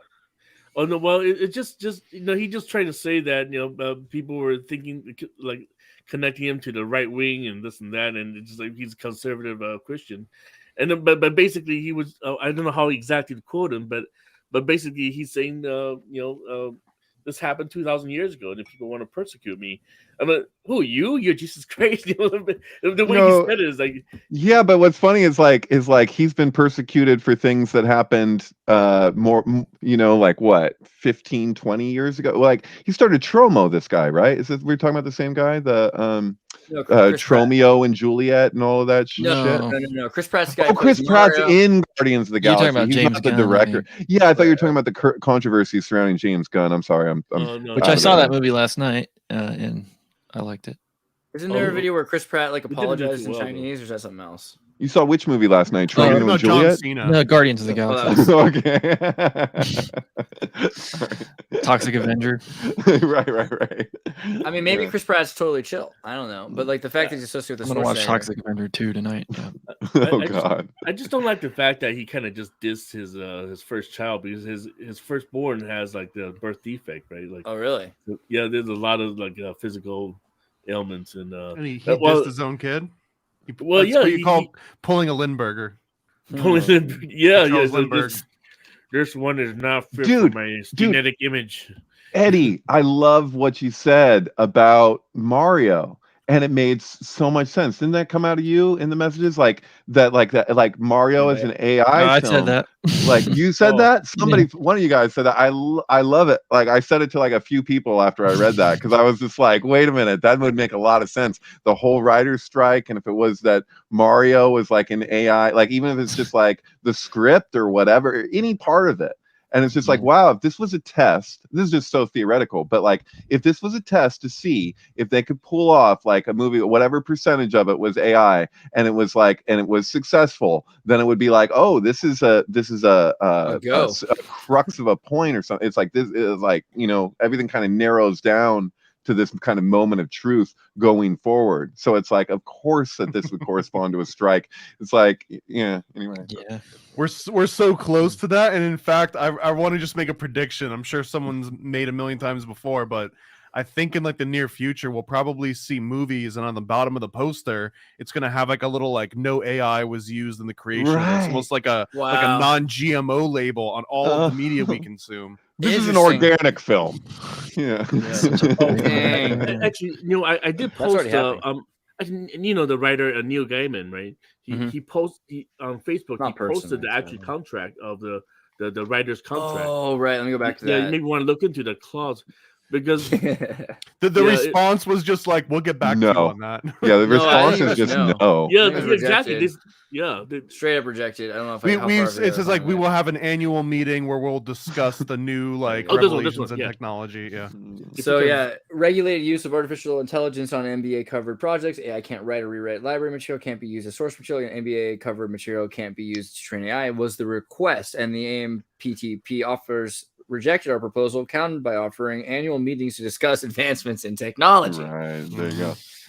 Advancements in technology is not. I mean, that's That's not where we even saying we're going to explore. discuss what you're even asking us. We're just gonna educate you on how it works. You know? Hey guys, you see new Candy Crush came out, and there you go, meeting adjourned. Yeah. Did you see my photo? I joined the protest the first day. Oh yeah, And, I don't know if it's I on. don't know. Or did you join it on Facebook? Well, I posted on. No, I didn't put it on Twitter because I didn't want people to see. So I've got an ignorant and offensive question to ask. Perhaps it might border in both of those areas. But Nice. Cool. I've heard this question come up, and I've kind of related to it too. And I worked at Disney for 10 years, and I worked at a point in time when Florida was giving these huge tax breaks to anyone that wanted to shoot, and then the government came in like a new, changing of the guard, and they cut those tax breaks, and all the money went away, and they had to shutter all these studios, and they closed down the animation lab, and they turned it into like a Star Wars ride. But so I understand like what happens when, industry and government screw up and people lose their jobs. But also on the other side of this is that like the AI and the writers strike and everything, like how much are we on the side of Hollywood writers? Because when they're not striking, it seems like everyone's very critical. Oh, they're peddling, all these horrible values, and they're sneaking in this programming, and it's MK Ultra. And then the second they go on strike, everyone's like, oh my God, the writers are our saints and our saviors, and we need to be on their side. And I just don't understand that flip-flopping, and it's like I love Eddie, and I don't want Eddie to lose work. For me, it's because it's my bread and butter. It's the bread and butter, but at the same time, I will work for Satan. Programming? I will work and give my blood to Satan. Right. Well, I think the point is that like some of us would just argue that that's not all it is. So it's like and it's not always nefarious. So it's like, but it's like there's a whole fucked up scene in Hollywood that there was a few times where they almost got the lid came off. And one of those times was fucking Polanski, and one of those times was fucking Manson. Sorry to say, it's true. Well, can I throw out Weinstein too? Because I know a lot of people personally, like when the ODB documentary was getting put together, I know that ODB's brothers were trying to get it financed, and they knew that they had to go through the Weinstein company because Weinstein was like kind of funding all these hip hop related sort of endeavors. But it was like everyone knew that this was this horrible evil, but it was also the source of the income. And I just feel like there's this weird, like everyone's feeding the beast, and they know that it's the beast. So it's like, well, but my thing has merit. So even though I have to take the money from Satan to get this merit produced and out in front of people, like, why don't we just let the entire system burn? Writers never go back to work in Hollywood, and they just like form independent unions and work for like non-Hollywood. Right. And I know that doesn't actually happen that way. It's always been a fight between artists, people who are actual artists, and fucking industry. And it's just like it's the age-old battle. It's like that's just the way it goes. The origin of Bohemian Grove too, where it started by the artist and got taken over and there's by the corporate. There's one of rare. Go ahead. Sorry. No, I'm just saying this. I joined. I mean, I joined Hollywood because I love arts. I love animation. I love movies. A lot of people like me, we went in because it's for the love of the arts, right? We watch these movies. I watch all these crazy sci-fi movies, Alien, Terminator, whatever. I never thought there was nefarious, hidden subliminal messaging, but I just knew that I love the way the story. Alien's creepy enough. So a lot of us joined the industry. We didn't think anything else than wanting to create, Right. So, but right now, the older we get, the more we realize the corporate entity is. Well, I think there's more to it than that. There's more to wanting to create, because you can want to create without also joining these huge corporations. Part of that is really like hard. That badge of like, I know that the most amount of people possible are now going to see my work because it's riding on the back of this big conglomerate demon, right? Yeah. Well, whatever feeds the family, I got kids, so the fastest way to feed my kids is getting corporate paychecks. But of course, like you're self-publishing. No, that's great. I would like to venture into that. Maybe you're not going to feed your family on it. Well, that's the thing. I mean, I don't know about that. LA is too expensive. During the day, I got a question, Eddie. I got a question for Eddie. You've worked on like movies and like stuff. I don't know that much about what you do, but you've worked on mainstream movies, animation, that kind of thing. Yeah. Many so afterwards, have you watched those movies and seen things like that surprised you, that like, I didn't put that there, or like that you did but you don't remember, or something like this? Well, no, I mean the latest example that I made a post about it is that the for example, like the shooter, that transgender shooter, what's her name? That she transgender man, right? I mean, Shooter she was a McGavin, I woman. think. The one that what was that Pieces shooting? of shit When did for it? breakfast. It was like a couple weeks ago already. But so she then I saw her dressed up as Juno, the movie Hmm. Juno, which I worked on. Okay. Directed by the son of Ivan Reitman, Jason Reitman. Mhm. So when I worked on the film, I didn't think much of it. All I knew was that it won an Oscar for best screenplay, which was won by Diablo Cody. Diablo Cody is the stripper who wrote the Yeah. screenplay. So Yeah. just look at the name Diablo. No, this whole movie So- is loaded with so- the occult. So And like, it's a ripoff of Jenny yeah. Juno, the Korean movie. There's a movie made right about a year earlier or whatever, Jenny Juno, which is about a Korean high school group that fall in love. And the difference is that the entire community come to their aid to make sure that they're all right. It's like all about like it takes a village, basically. Right. This is Yeah. it's ISIS, and it's so like Will Morgan made a video on Juno, and I don't know if it's still on. Juno's It's the still wife of online. Zeus. Right? Yeah. So right, but there's a thing about like the empty chair. So like there's the chair that gets. You have it. Oh, nice. There's Juno, right? Where's she? Juno's up there looking at Jupiter with his lover, who is, I forget now. There's a very strange relation. Yeah. So the shooter, Audrey. So she was inspired by Juno, and then next thing you know, when she died, she died a transgender with no children and never got pregnant. And I don't know, just a lot of things that I look back and like, wow, this movie actually affected her, and I don't know in what way. I mean, but then she worship and Ellen Page, because Ellen Page went to change her gender, and she followed. The reason I ask, kind of, because I'm just having this theory's kind of brewing in my head with the whole Writers Guild and AI and all that. Because like it seems like from the observations of synchronicity in movies and sync and stuff and crypto K that there's so much stuff in movies that are written by writers that seem to be unintentional, and so it's sort of like a study of the degree to which humans are like in charge of our own sort of actions when we're writing. Like when we write, we become instruments of something else, Totally. And so now I'm thinking about the Writers Guild. Writers Guild is WG. W23, G is 7, so the Writers Guild is 237, and it's kind of against this force of AI, which is 19, 1 and 9. So it's 237 versus 19. And there's like, and I watched that Mario movie, and I was kind of like, I was having a bad night anyway, I guess, but I just didn't get anything from it. Like there was like, I didn't feel the kind of sync energy that's usually in something that feels it's like an authentically like human produced work. And I'm wondering about that difference of like, if does an AI created thing, is that going to produce synchronicity the way human created things do? And how is that going to change our media and our relationship to like the world basically? So it's kind of weird. It's a funny thing because now I just recently watched. This is more like a comedy, but it was a YouTuber. He used Sophia the robot, the AI, the one that got the UN ambassador status, right? They put together a dating show, a speed dating. The 10 guys are speed dating Sophia, and you should watch it. It's hilarious. But you just listen to the way she judged what makes an attractive man. Attractive date.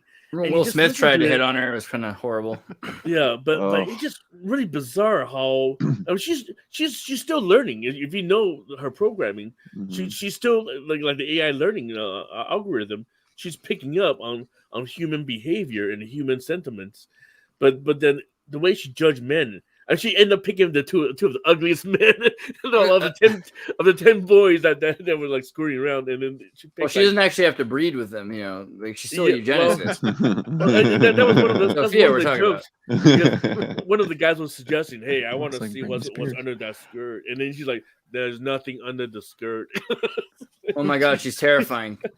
That's the kind of response I expect to get from a liberal arts major from UCSC, though, right? There's nothing under here. Yeah, well. But you guys got to watch it. It's hilarious. It's like 18 minutes of the whole show is like Stanislaw dating Lem game. wrote a book called The Futurological Congress, which everyone needs to read. Please stand the Lem and read that book. But also, you know what? It's one of those weird times where you can watch the movie and it's pretty good. It's not the same, but it's very important. I suggest and recommend you do both.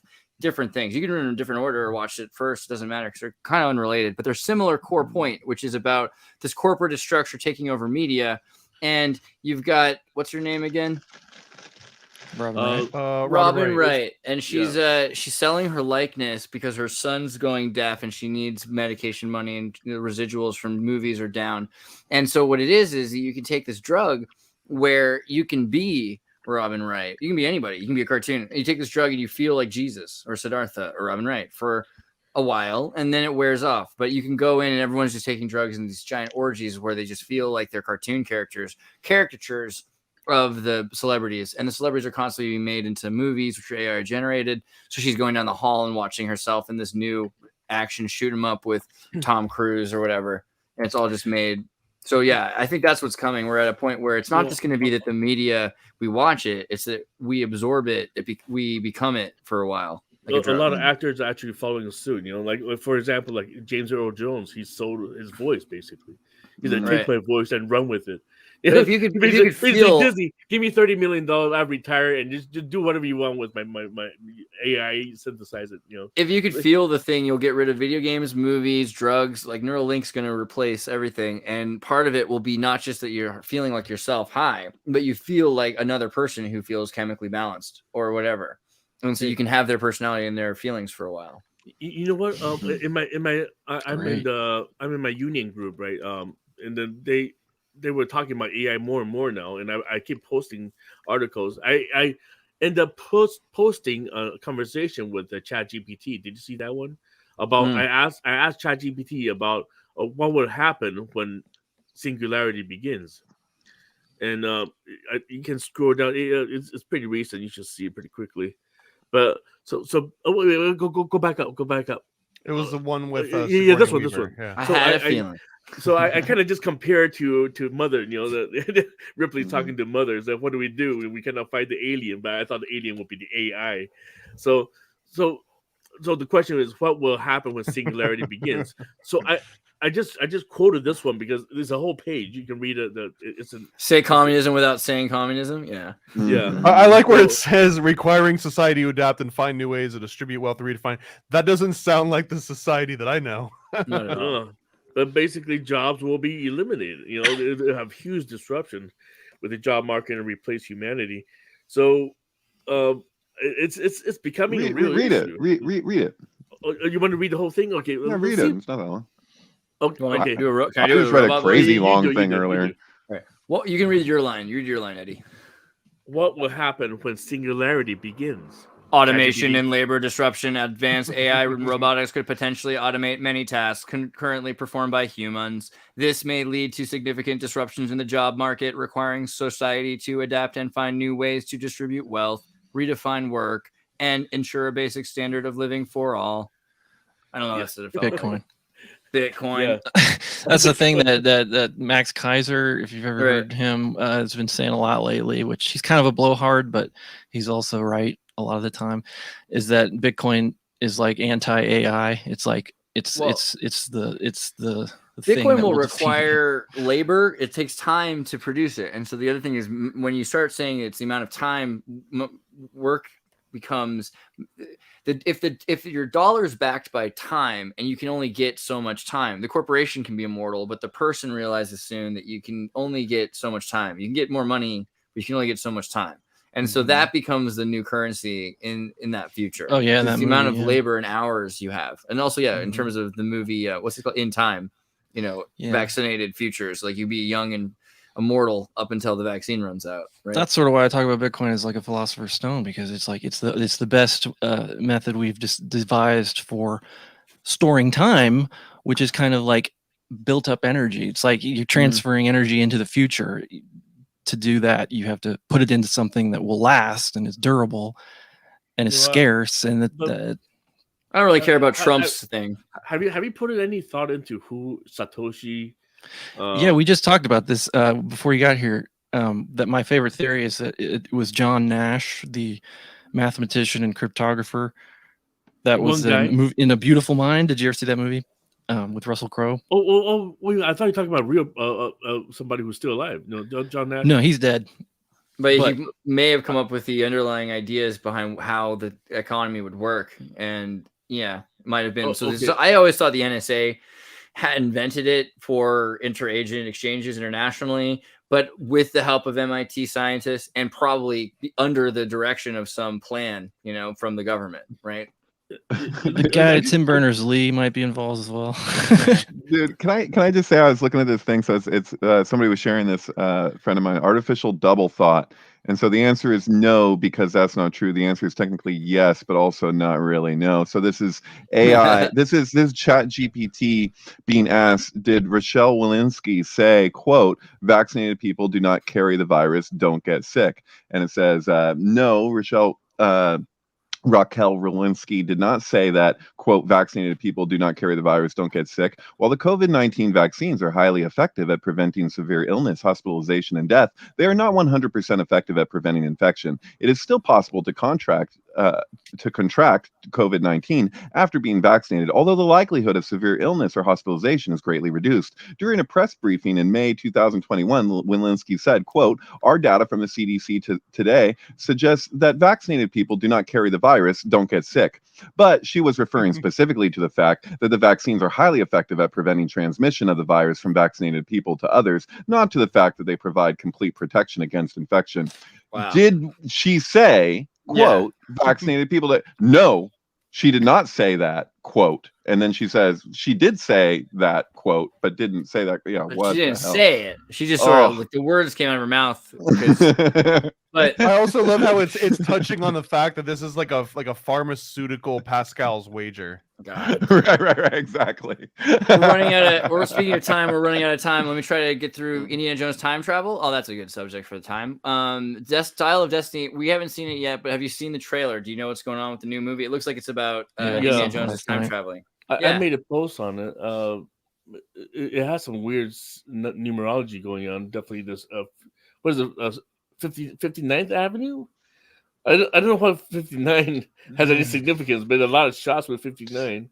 A bunch of trailers riding the horse. It's kind of interesting that they released that trailer on the same day as they released the new Oppenheimer trailer. So there's sort of like atomic bomb time travel thing going on.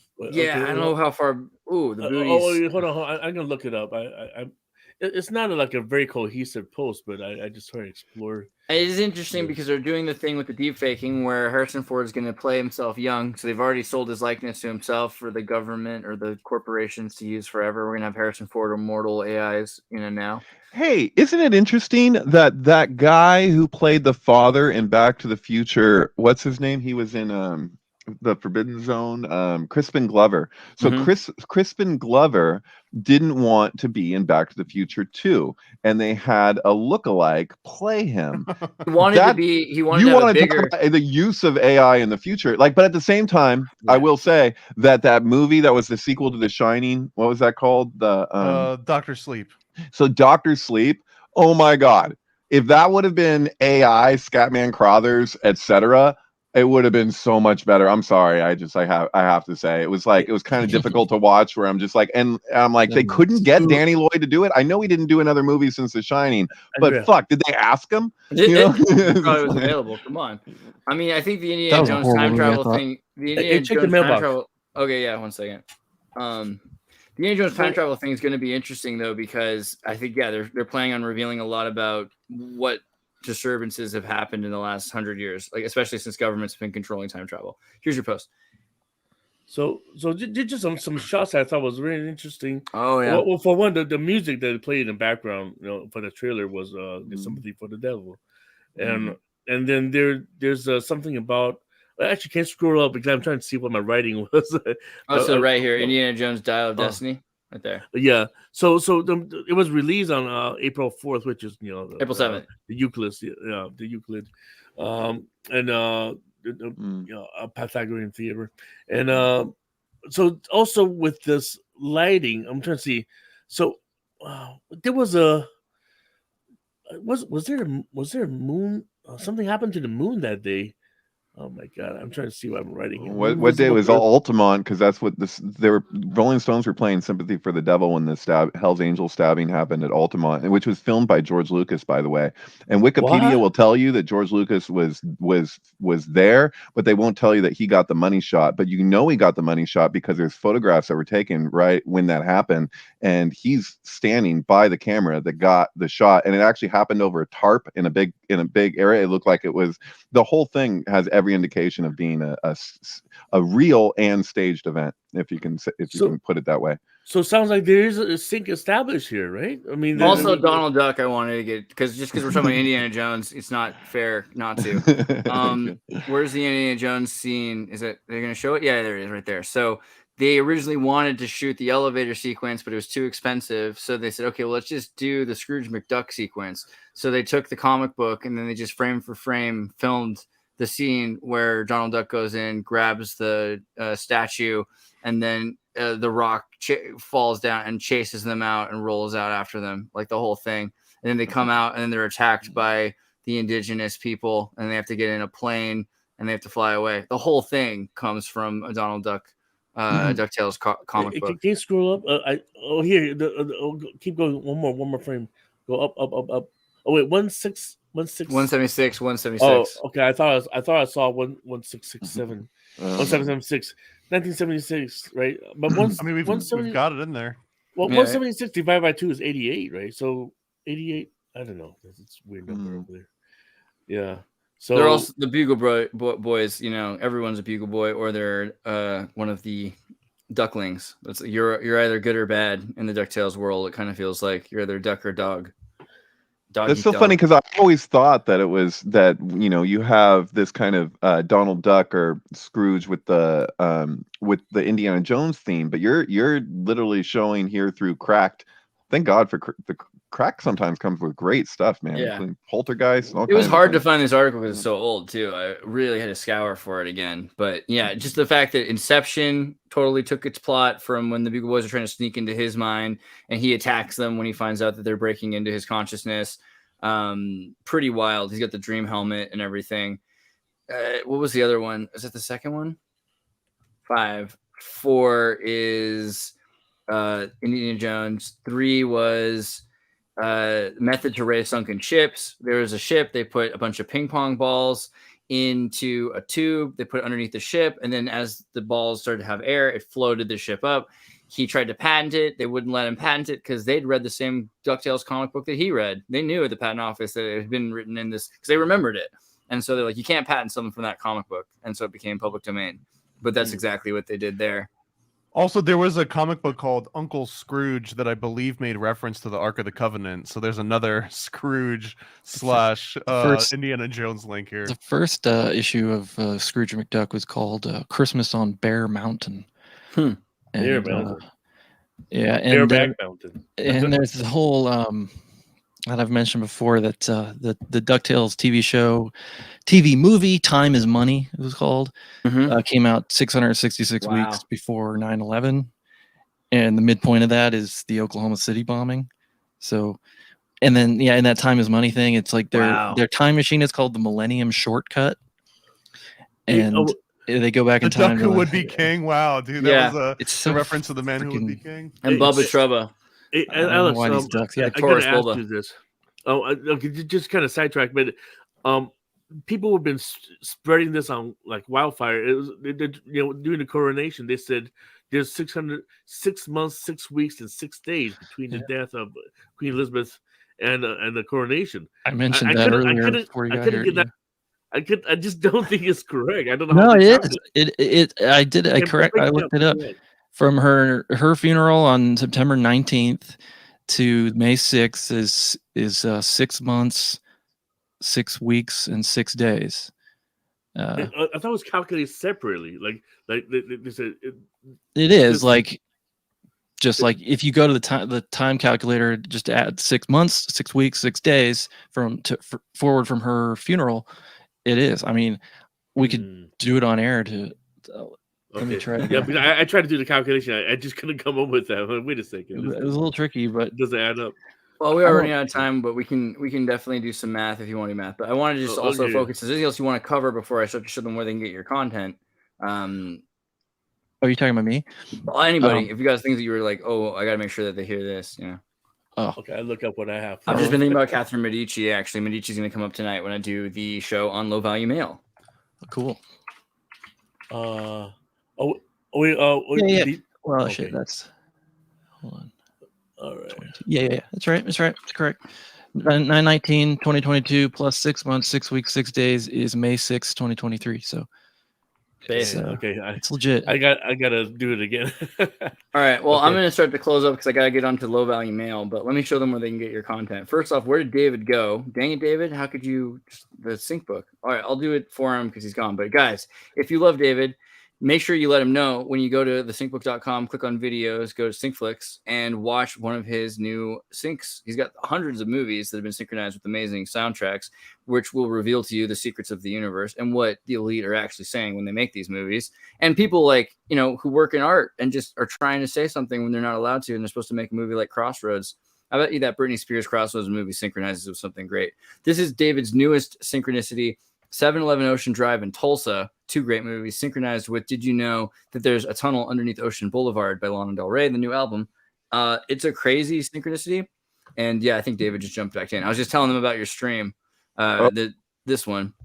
Could we do a Crossroads mix with East 1999? That feels like that might actually sync up somehow. I'm so into it. Yeah. Oh yeah, you got to do Crossroads. That'll be. You got to do Crossroads. That's what we. Can I address something real quick? Is it just some people in the chat saying like 7 months, 2 weeks, 6 days as opposed to, and yeah, it's like I don't normally like to do the kind of like alterations of like, I like it when it's clean or whatever, and I didn't come up with that one.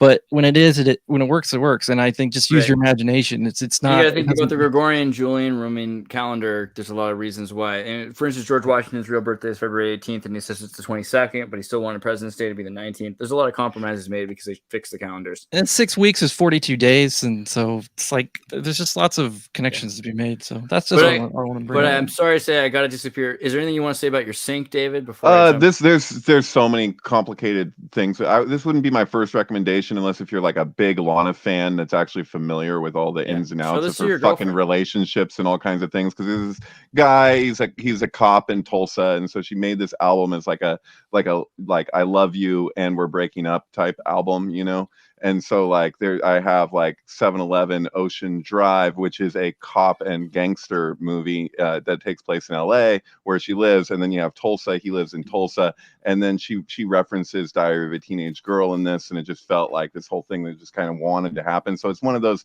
syncs for me that kind of like made itself. I'm actually going to re-upload it because it gets a little crunchy at the end. I accidentally left a video on a channel that had the volume too high, but anyway, I have to full disclosure, whatever. But anyway, I recommend just anybody who's interested in my sync stuff, just like look at like albums that or films that preferably. Like you don't have to know them, but if you do, it's kind of helpful in your experience and being able to like kind of like be familiar with something enough where you can kind of like see, you're not having to like squint your ears, so to speak, to listen to the lyrics or something and see how they apply to what's going on. It's like, I let the music speak. So, yeah. There you go. Well, that's base, guys. Let me also check out Paranoid American. Go to Paranoid American. Yeah, please. I also just dropped a new shirt today in the shop called the Mick Drenochrome shirt. Sweet. Which is a nice fun one. Shop. Where I see those t-shirts? Where do I go? If you hover over shop, there'll be one that says there you go. Nice. Paranoid. I don't see it. Where is it? Anyone? Oh, like the American Gladiators in the chat. Oh, okay. I'll have to go in and flag it. Okay, here, let me just pop it up here. Oh, that was worth it. Yes, that's great. Until it gets taken down. Yeah. Dude, Bill Hicks would have liked that one that you just had there. Make sure you pop on to Chosen One, Secret of the Podfather, sign up. We're over halfway there. Yeah. Once it gets to 100 followers, we'll drop Chosen One #2. It's got a bunch of your favorite podcasters, and as soon as number 2 comes out, we can bring out number 3, and as soon as number 3 comes out, then all of a sudden you might see Xirtus and number 4. So get on that. Also, Synchronous. Make sure you join the Facebook group and follow amazing tweets. Yeah, just go to the mailbox real quick. I'm just gonna take me out on this one last post. Go to mailbox. So this week, okay, You see, okay, this week in 2 days, Title 42 is going to end, so we're going to see some crazy border zombie invasion. So take it out, 42. It's the end of America as we speak. Brutal. All right, so make sure you guys go to Synchronis and you are paying attention because it's an amazing post right there. Also, Crypto Alchemist is amazing. Make sure you go to Crypto Alchemist. Crypto Kubrology. I'm sorry to say. Yeah. Crypto Kubrology, Alex Walton's research, and you can check out there. There's a one on Steve Jobs that just recently that I think is pretty awesome. So check that one out. Where's that down here? It's right there. Well, that's kind of old, but there's some more to it. We'll have to get we should do a Steve Jobs thing. I'd love to get deeper into Steve Jobs. And then everybody else also make sure that when you're done with this right now, go over to Danny Polshuck's Low Value Mail Show. You can go to click on the link here. I'm going to go rant about Tartaria for another 2 hours. So nice. Oh, yeah. Brutal. One last thing. Okay. Hey guys, oh, geez, did I just forget? No, never mind. Take me out. Oh, that was great. I love you. We'll see you later. Take care. Peace. Hello. Welcome to the Xirtus.